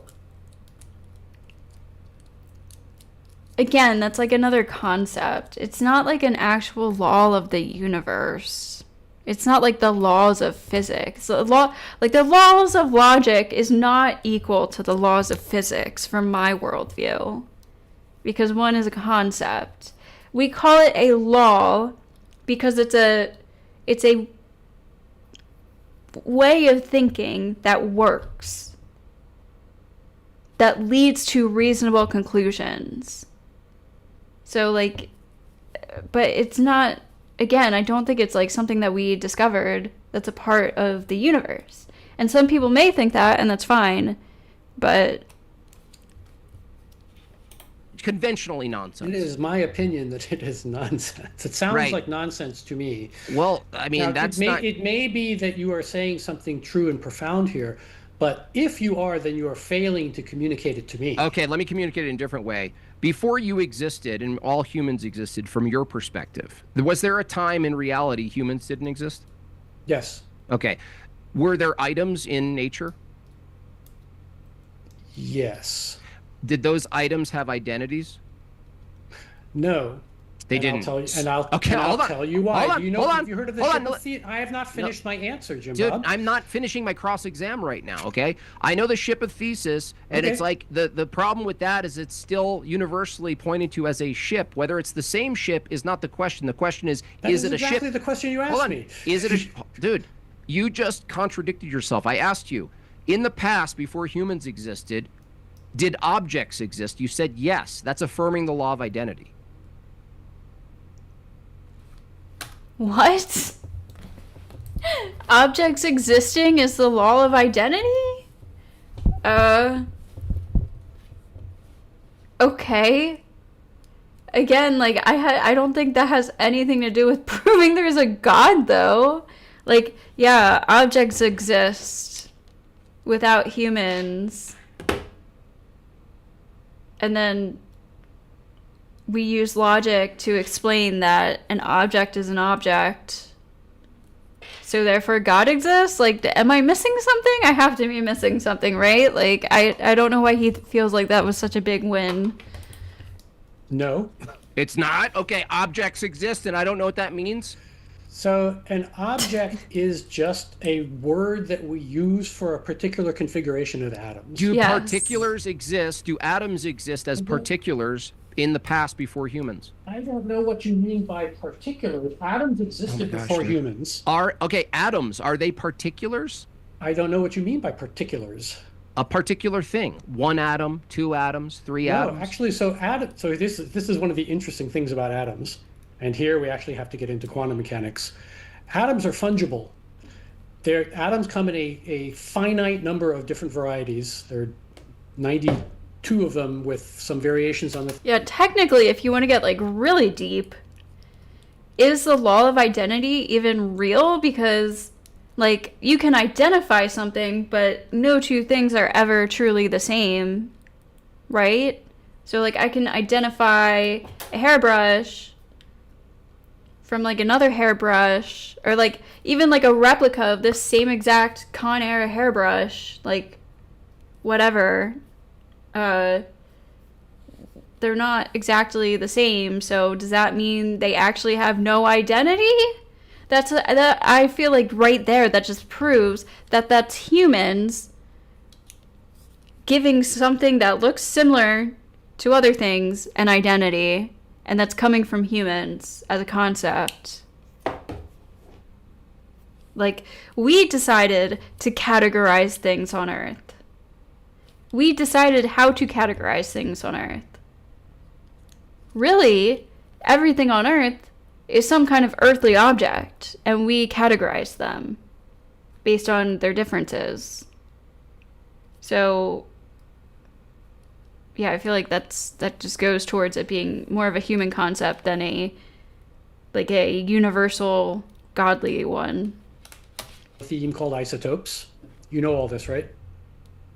No, I think it's irrelevant because the question No, it's here... not irrelevant. No, this is all just filibustering. It's not? We're not here to learn about what you think about atoms, okay? You asked me a question about atoms, and I'm answering it. That's not the and question then you I asked. interrupted me in the middle of my answer. That's not the question I asked, And then you though. complain. So look, Jim Bob, we're either going to be allowed to interrupt each other or we're not. Okay, don't Which answer is my it? question. I am answering your question. Your question was, are atoms particulars in the way that you define them? These two have history, I can tell. Atoms have identity. And the answer is no, they don't. You have nothing to reference then. What? If atoms don't have identity, when you say atoms over here, atoms over there, I don't need to listen to you because they have no referent. You know what a referent is? Yes. What's a referent? A referent is a thing that is referred to by a word or a phrase. That's right. So when you use the term atom or atoms plural, you are denying the thing you're referring to. Here we are actually getting into the difference between classical mechanics and quantum mechanics. If you really want me to give you a primer on quantum mechanics, I'm happy to do that, but I don't think that this is really what the audience came for. That doesn't actually address anything I said. Well, it tells you that the answer to your question is long and complicated. Okay, fine. Let's avoid it then. I'm happy to give it to you if you want me to. No, but I don't think the audience is going to be well served by that. I think the audience is going to be better served if we make a couple of reasonable simplifying assumptions. Here's what I'm trying to get to. Okay. Say this object exists. Nope, you don't affirm my that. explanation for this object is that it is a particular configuration of atoms. Yeah. But the identity of this object is contingent on some things that if you push on the edges of it, we'll find are not true. Look, dude, it's really simple. The reason I asked about the past, if you affirm a past exists where what we call later rocks, trees, water, the laws of nature, right? Gravity, all of these things, thermodynamics, gaseous laws and behaviors, you would affirm in the past that those things exist, right? Because it's the best explanation for things that I observe now. Well, no, it's also... including the fact that I perceive the passage of time. Yeah, but the thing is, you're assuming a past, right? I'm not assuming it. The past is something that I hypothesize in order to explain. That's what a observations in hypothesis the past. is, dude. It's an assumption. No, a hypothesis is a guess. That's an assumption. No, there is No, it's a guess is not an assumption. If you're guessing something, you're not assuming it. You're questioning it. Maybe that's where like Jim Bob struggles, because he like assumes God. He doesn't guess God. He doesn't hypothesize God. He assumes God. difference between an assumption and a guess. Okay, what's a guess is something that you tentatively assume. Is the hypothesis tentative? Yes. Great. You're not making any distinctions here. The question isn't about what these words mean. The question is, if you hold to that the law of identity applies in the past to nature, without naming nature, it applies to nature. I haven't conceded that the law of identity applies to anything. I think the law of identity is nonsense. The law of identity is nonsense. And I'm actually... The law of identity is a deepity. It is a trivial observation. You don't observe it. It is a definition of a word that we find convenient. Where do you observe it?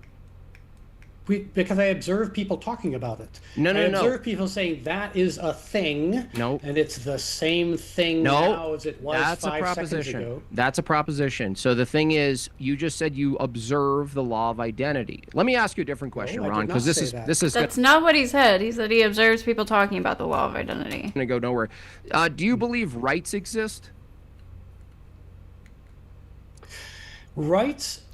Yes, I do believe. Yes, I believe rights exist. So you think it's reasonable to believe a thing called a right exists? Mm-hmm. And would you admit that a right is not something you can measure or hold or see or taste or move? A right is a kind of state. It's actually a right is a kind of idea, which is a kind of mental state, which is that a wasn't kind my of state. That wasn't my question. It was exactly what you asked. Do you agree that a right isn't something you can weigh, taste, move, manipulate with your hands? Yes, of course I agree with that. Okay, cool. So you believe a right exists, right? That has some sort of ontology, and you think you're justified in believing the right. Now, rights are states. Hold on. You said earlier what constitutes rational or reasonable is if it's necessary. Are rights necessary? To explain certain things. Yeah, rights are necessary to explain the fact that people believe that they exist. What the hell? So God is necessary in order to justify that people believe God exists? No. That's literally what you just said! Yeah, but let me explain to you the difference. You're a sophist, dude. You're a sophist.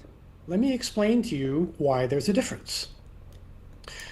Because I'm confused now. The word God is loaded in a way that the word rights is not. That's not an argument. Let me finish. What does loaded mean? I'm trying to get loaded. I think you're loaded. The word God comes with all kinds of intellectual baggage. So do rights, dude. Yes, but the word God comes with baggage like the Bible, like no, it doesn't. prayer, like intervention in the world. No, it doesn't. Not if you're a pantheist. No, not if you're a pantheist or something like that. So stop but it. If you're a Catholic, it does. Who cares? We aren't talking about that. We're talking about God as a general belief, just like rights are a general belief. The debate is at this point in the debate, I'm like a little confused about. I know what they're talking about, but something Ron said was confusing. You just gave hold on, Ron.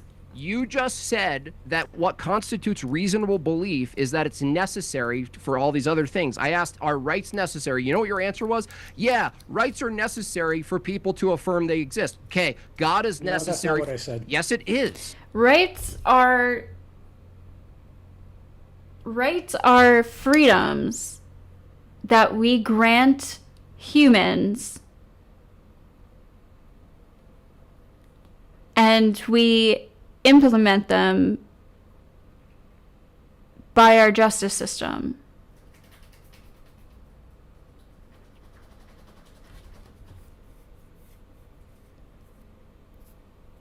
So I don't what do rights have to do with this? I know Jim Bob's trying to explain something, he's really trying to get at this point that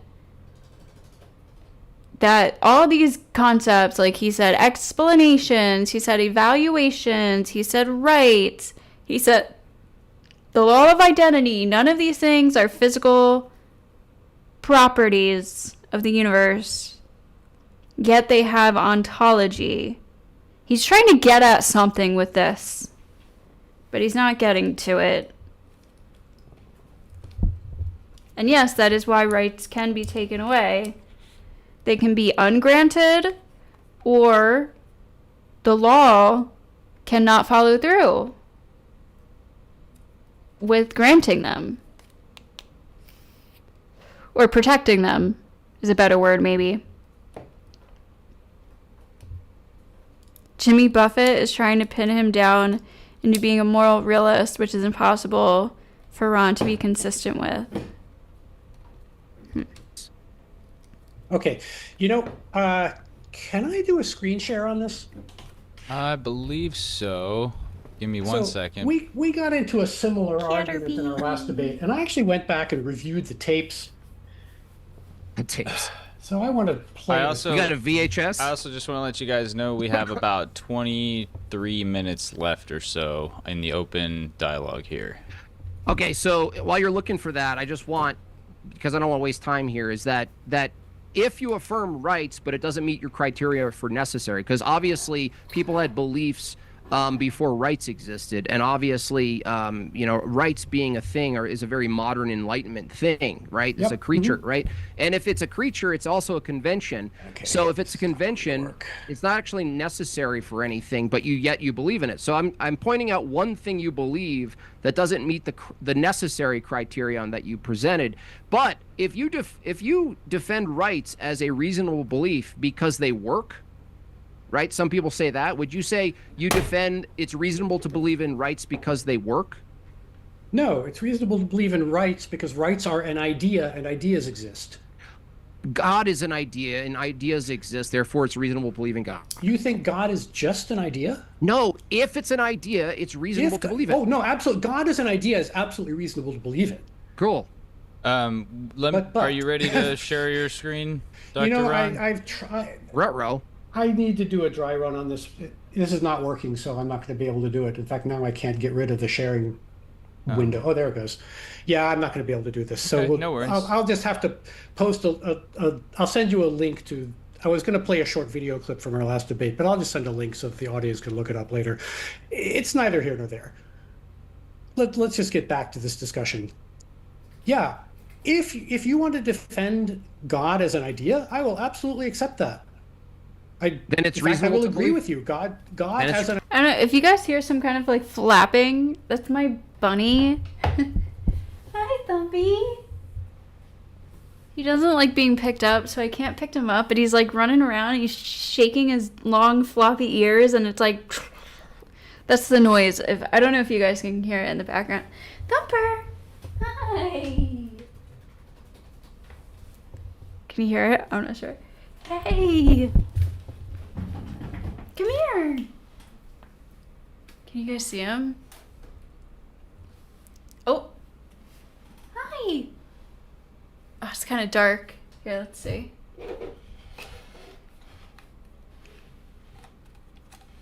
Thumper. Oh, he just ran away. Thumper, come here. I think the light's freaking him out. Okay, well, anyways, yeah, my bunny rabbit is hanging out over here, so that's what's happening. All right. Anyways, an idea absolutely exists. Buddy. Then it's reasonable to believe in God in the way that. Yes, absolutely. Well, so are rights. And if that's the way you define God, then we have nothing to argue about. Well, then why? Sure, that's not actually how you define God. I don't think you agreed. I don't think you actually believe that God is just an idea. I think you think that God has some kind of transcendental reality beyond just a mere idea that exists in people's brains. A being. Like, I could step further that God is a being, a necessary being, but that's not even necessary for the debate, because you just conceded that as so long as a belief is just an idea, all ideas that are believed in are reasonable. No, not all of them. Why not? They're all ideas. I don't think Ron's explaining it right. Like, he's saying, like, rights are an idea, and ideas exist. You believe in rights because, first of all, we can like test that we have them. Like, I guess you can like go to court and test your rights, right? You can read them in the Constitution. It's something that we can like.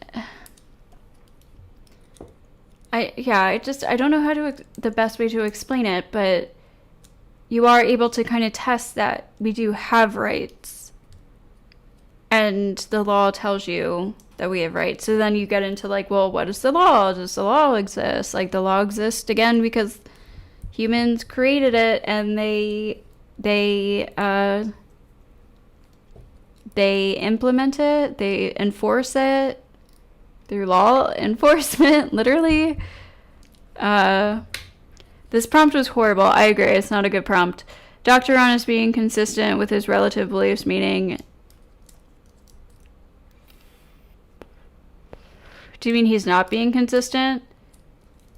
I wouldn't say Jim Bob's winning. I honestly don't think neither of them are doing a great job. I obviously agree with Ron more, but I don't think he's doing a good job of explaining.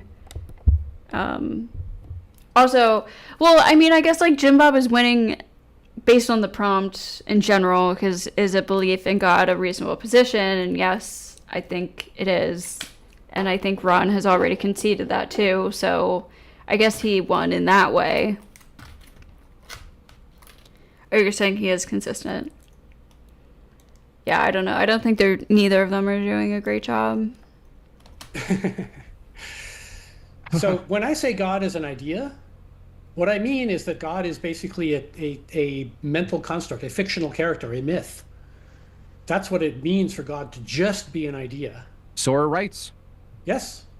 No, so you absolutely. believe in myths. So that means that you. Absolutely. So look I want everyone to realize that in a debate on what's reasonable to believe in, Ron here affirms that myths are reasonable to believe in. As long as you understand that they're myths, yeah. No. It doesn't matter if you understand their myths. No, that matters a lot. No, why would it matter? Because it's important to understand what ontological category a thing belongs in. No, dude. Don't tell me no. This is my worldview. I get to tell you. I am the ultimate authority of what my worldview is. That's just your belief, though.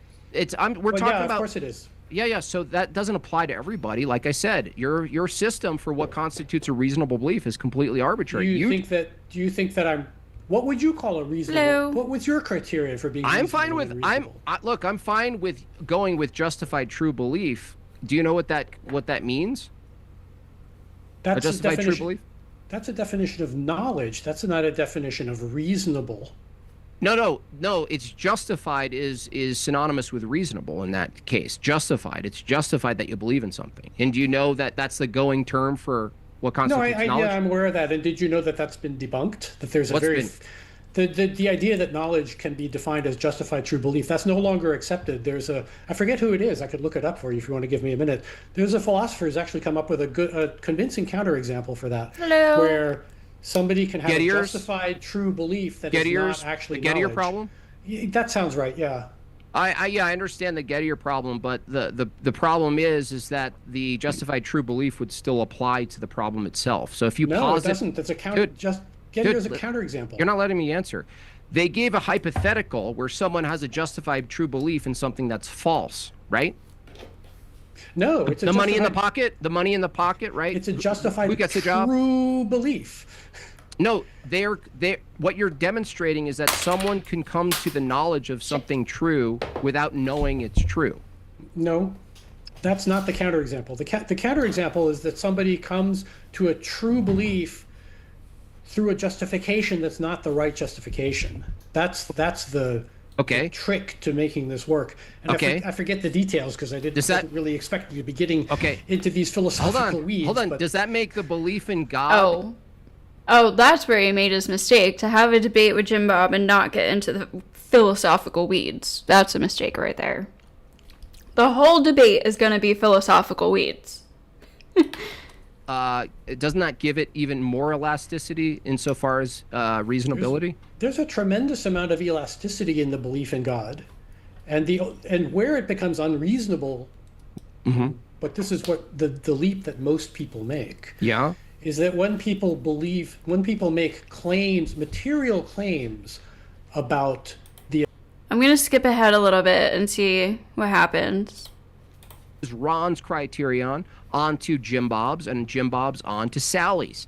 It's all nominal experiences. And any nominal experience you have that produces the belief in something, as long as you think it's real, there you go. It's real. It's real enough to you, right? You can't really argue against it from that view.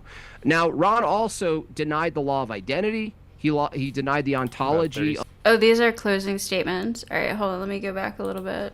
On material, maybe from your view, are causing anything. That's, again, is a long story. What a surprise. So if you can't answer it, that's fine. But the thing is... I can answer it. How did I determine it?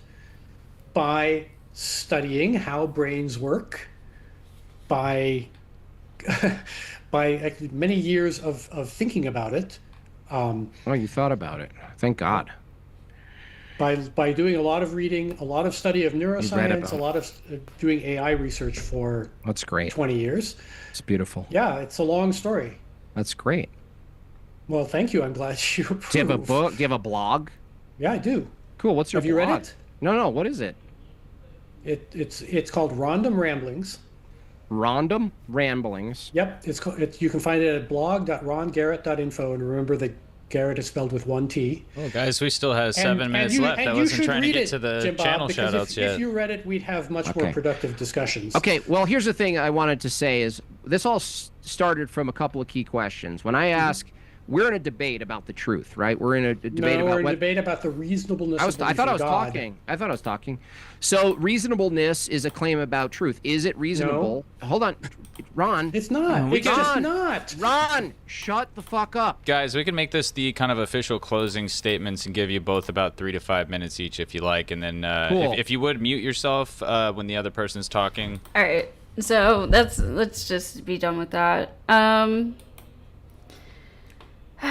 All right, it's 1 in the morning now. I literally haven't eaten today except for like a little bowl of Smart popcorn. So I'm kind of hungry. Oh, let me see. What's this? This is called Top 10 Bad Arguments Against the Transcendental Argument for God. This is a Jay Dyer video.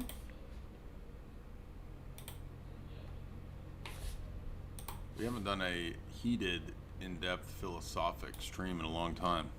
Can everybody hear me before I start yapping a lot? It was hiding in a bunker with Joe Biden. Transcendental arguments don't prove God.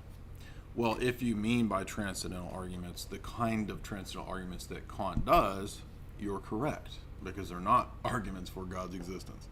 So there's first and foremost a distinction between the transcendental argument for God and Kant's transcendental argumentation. So that's the first just really obvious mistake that people make. Welcome everybody. I agree. Welcome nerds to the chat. If you do have super chat questions, feel free to deal with universals and things like that.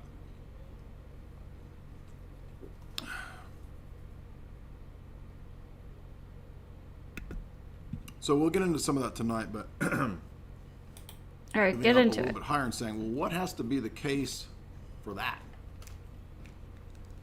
So it's an even higher order, meta, you could say, level question. And that's where we get into the necessary condition, or necessary preconditions, you could say.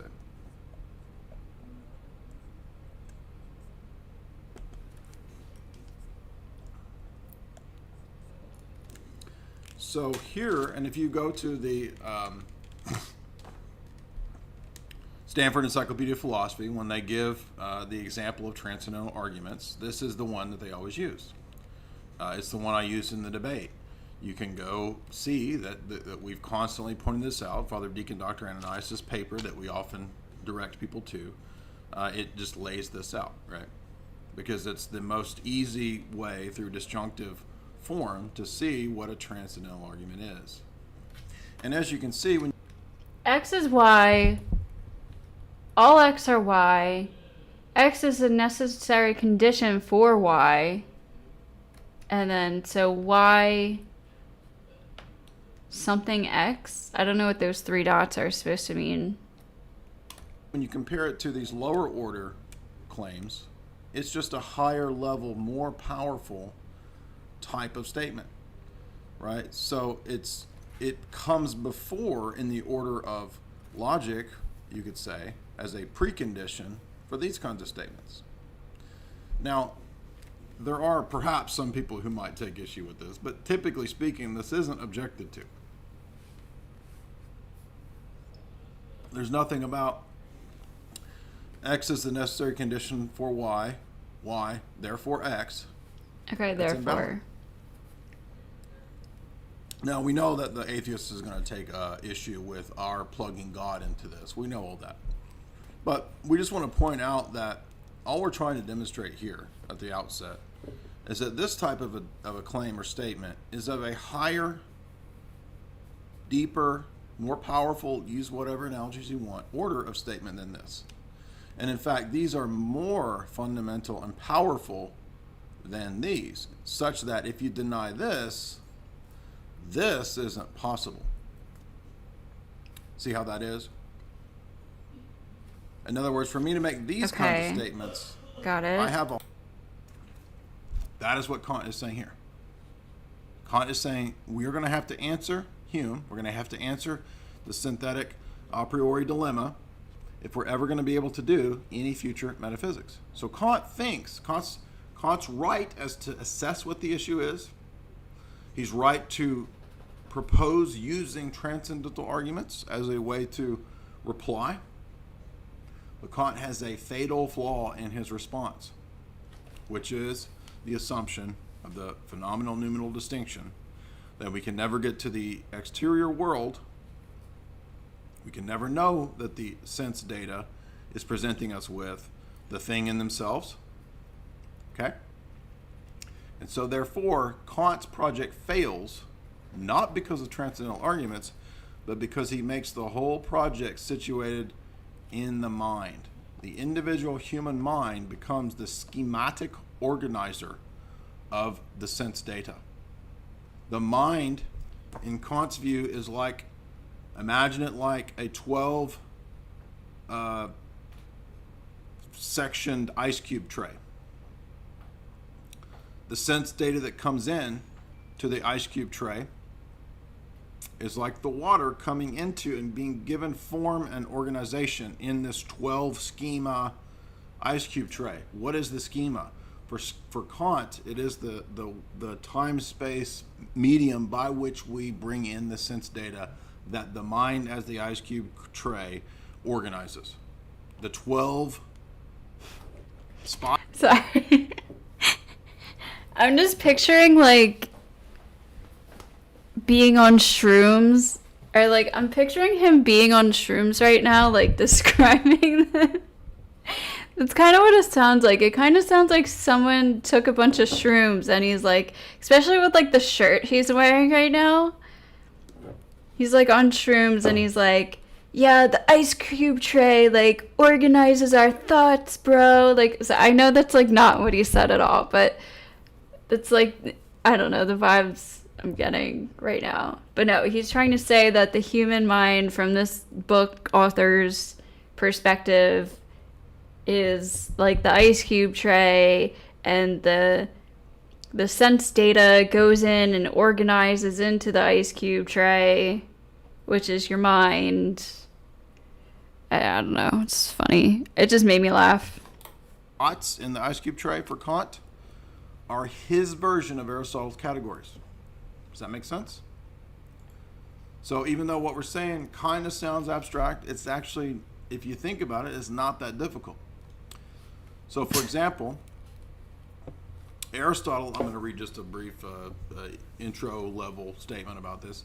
Aristotle claimed that the following 10 predicates or categories could be asserted of any object in general. Substance, quantity, relation, right? The things that we read before. The categories of Aristotle and Kant are the general properties that belong to all things that don't necessarily express any particular object. Okay? So far, no problems. Pretty clear. Any object, however, must have the categories as a precondition for the possibility of knowing those objects. Okay? So in order to know about an object in your sense experience, it's going to have these relations or these qualities or these categories, like what are the ones we listed? Aristotle's were unity. No, wait, that's Kant's. Aristotle's were substance, quantity, quality, relation, place, time, situation, condition, action, passion. Now, Kant doesn't think that this is the best list. He kind of tweaks this list. And he gives what he calls a table of judgment, right? So he puts these into a different kind of ordering system. But it's the same basic idea. Okay. The categories do not provide knowledge of individual particular objects. Any object must have these categories as a precondition, right, for the experience or for the knowledge of those objects. It is presupposed or assumed that anything that is a specific object must possess the categories as its properties, because categories are predicates of any object in general. Now, wait, what? categories of object must presupposed or assumed that anything that is a specific object must possess the categories as its properties, because categories are predicates of any object in general. Oh, okay. Now, Kant is so, correct. like, an object must have the properties that the object has? Okay. In looking at types of things and saying that we need this for metaphysics to be possible, right? I mean, Aristotle's metaphysics is all premised on these kinds of things, yeah. But Hume is saying none of that can be proven from sense data. And Kant's like, okay, Hume, we can't respond to that if we start with sense data. So Kant's problem is, rather than looking to revealed theology to answer these dilemmas, to smush all of this into the human mind. In other words, in Kant's system, the problem is not transcendental argumentation, but rather the smushing of what the divine mind does for us as theists into a finite human mind. Doing this undermines the entire project, because you don't actually know that anything out there in the external world is the case. You don't know if other minds operate like the mind. Yeah, but so even if that were to be true, like, again, I feel like this happens a lot with theists. Just because something is inconvenient doesn't make it false.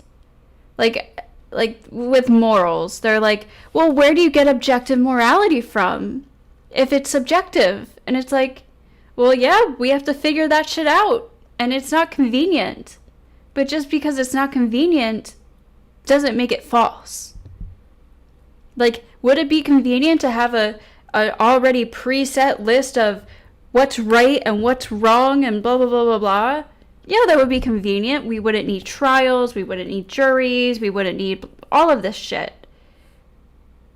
But just because something is easy doesn't make it true. Yeah, I really do need to go eat something. I just went to listen to like a couple minutes of this. I'll give it, it's 1:17. I'll go till 1:30, so another 12 minutes, and then I'm gonna go eat. All right. But so I feel like he's doing that again here. And he's like, well, we wouldn't be able to confirm anything is true if everything was in our minds. And it's like, well, yeah, and that would be difficult, but that doesn't mean it's wrong. In fairness to our perspective, we don't find many of our internal rules convenient. You mean as a Christian?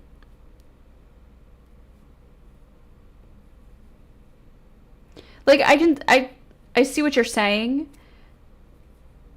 And I'm not saying, like, Christians just believe, like, whatever is convenient is true. But sometimes with these philosophical arguments, that's kind of what they're getting at. Is like, well, objective morality has to be true, because how are we supposed to determine what's real or what's good and what's bad without objective morality. And it's like, yeah, that's a good question. We have to figure that shit out, but that doesn't make objective morality true. And I feel like he just did that again here. I feel like he did it kind of with the argument earlier with saying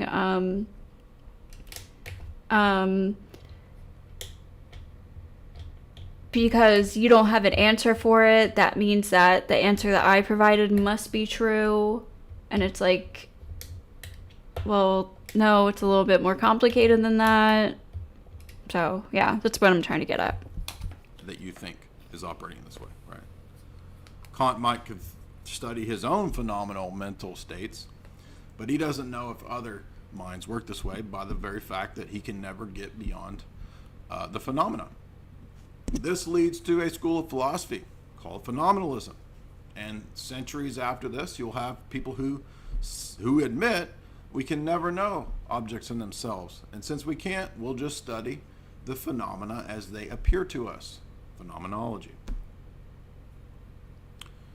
Anyway, all of that was just to say that we're not interested in Kant's autonomous humanist project. We're not interested in transcendental idealism. We're not transcendental idealists. So, but transcendental arguments have a life outside of Kant. They're not restricted to, they don't begin with Kant or Van Til. Right? The form of the argument can go back to Aristotle. And so, as you can see, one of the objections that we'll deal with, that this is all Calvinism or Kantianism, completely fails because the arguments have nothing to do with the people who make the arguments, because the form is valid. So that's the first thing that we wanted to understand, is that what are we talking about when we're talking about transcendental categories or preconditions? So as you saw, what we're saying is these categories, Kant puts them like, for quantity, he has a universal and a particular, right? And then the mind makes judgments about these states. For quality, affirmative or negative.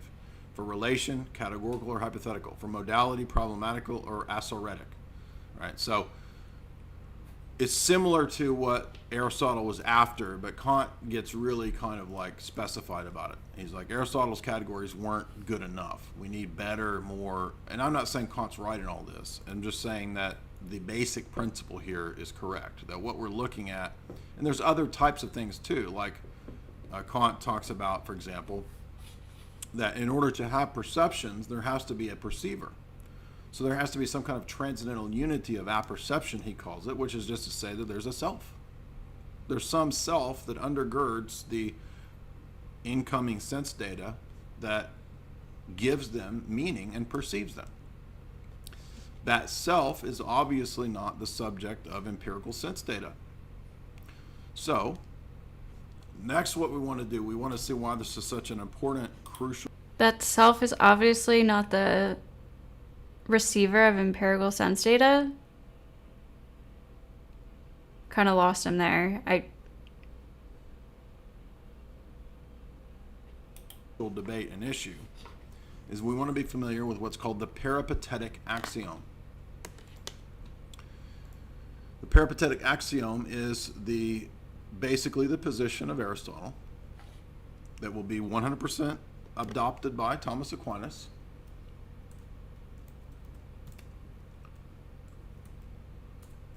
And it really is the root of the whole problem, right? When we covered this in part 2 last night,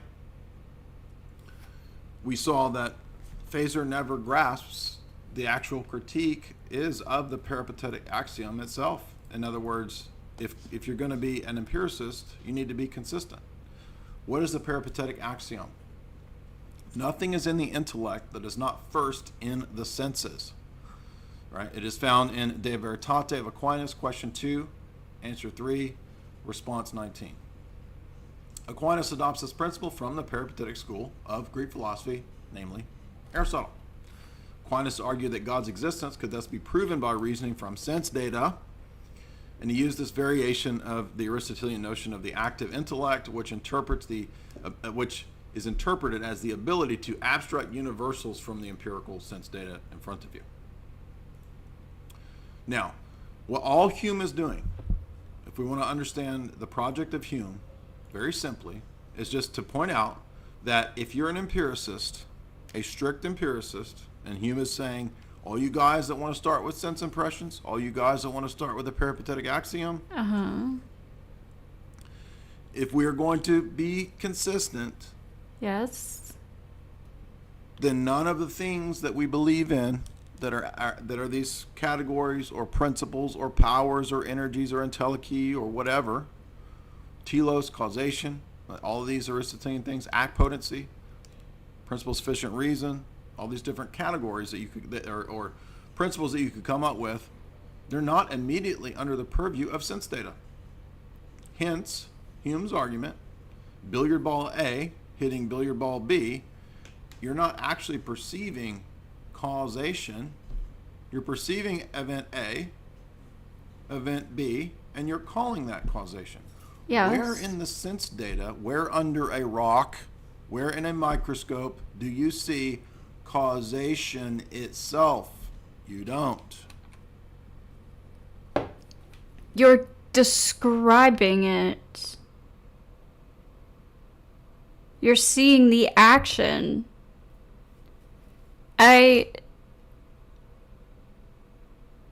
He literally just said it. The ball hitting the other ball, moving the ball. You're seeing the cause and effect.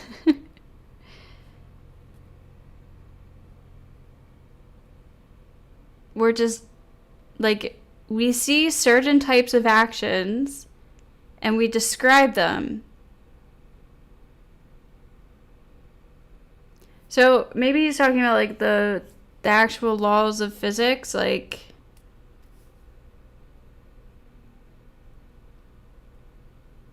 causation is a different thing in this extreme example.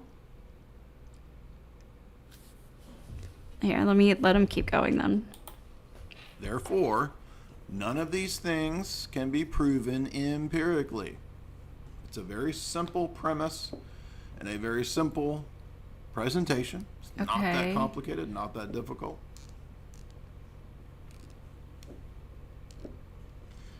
So after Hume, you have centuries of philosophers simply trying to respond to this, all the way up until Quine. Go into the Discord, read Father Deacon's paper. What is Father Deacon's paper? Is epistemology naturalized really epistemology? This is his analysis of W.V.O. Quine's Two Dogmas of Empiricism. And it just simply says that, look, Quine admits that we are, and nowadays, centuries after David Hume, still stuck in the problems that Hume presented. So sometimes this just comes off to me as like Christians trying to overcomplicate things in order to explain God. Like, human concepts, sure, they're not made out of materials or like physical things. So how can you prove they exist? Like, oh, therefore there must be a God. It's like,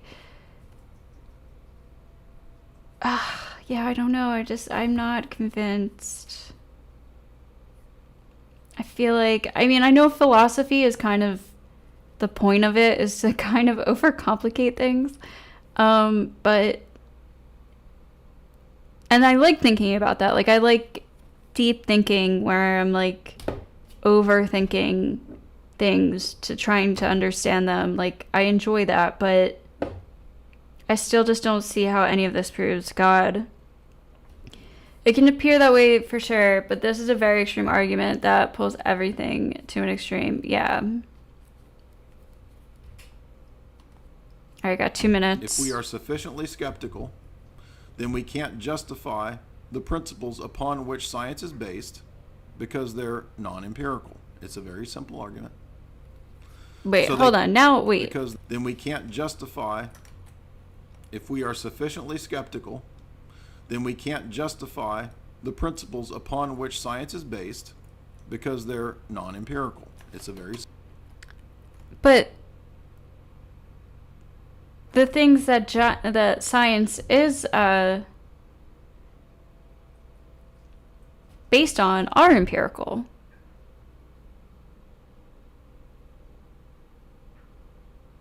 It's literally, it starts with observation and testing. And then confirmation. So I don't know. I must be missing something. I'm probably missing something. Simple argument. So they cannot be justified. Quine argues, let's just give up the project of rational justification. Just give it up. And now it will be merely the project of psychologism, right? Now philosophy will just be the study of mental states. We're just going to be pure rank psychologists. Hence the term psychologism. Because what else are we left with? You can't justify these things, obviously, right? None of these things themselves are empirical. And the whole system is collapsing because of the fact that it's built on the peripatetic axiom. Right? So all Hume is doing is saying that if nothing is in the intellect that isn't first in the senses, then God is never in the intellect because God is never in the senses. Telos is never in the intellect because telos is not in your sense data. Causation is not in your sense data, right? And subsequent philosophers for many centuries will just eviscerate all the assumptions of empiricist philosophers, right? For the next several centuries, all the way up to modern day Wilfrid Sellers and people saying that it's even worse than that.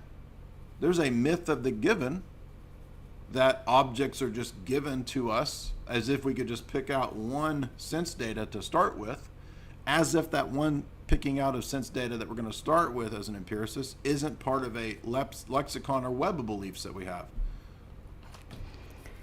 To wrap it around a pure empiricism critique would not work on Dr. Wrong because he is a pure relativist. Alright, yeah, my brain probably isn't fully functioning right now anyways because I'm super hungry, so I'm just going to end it here. I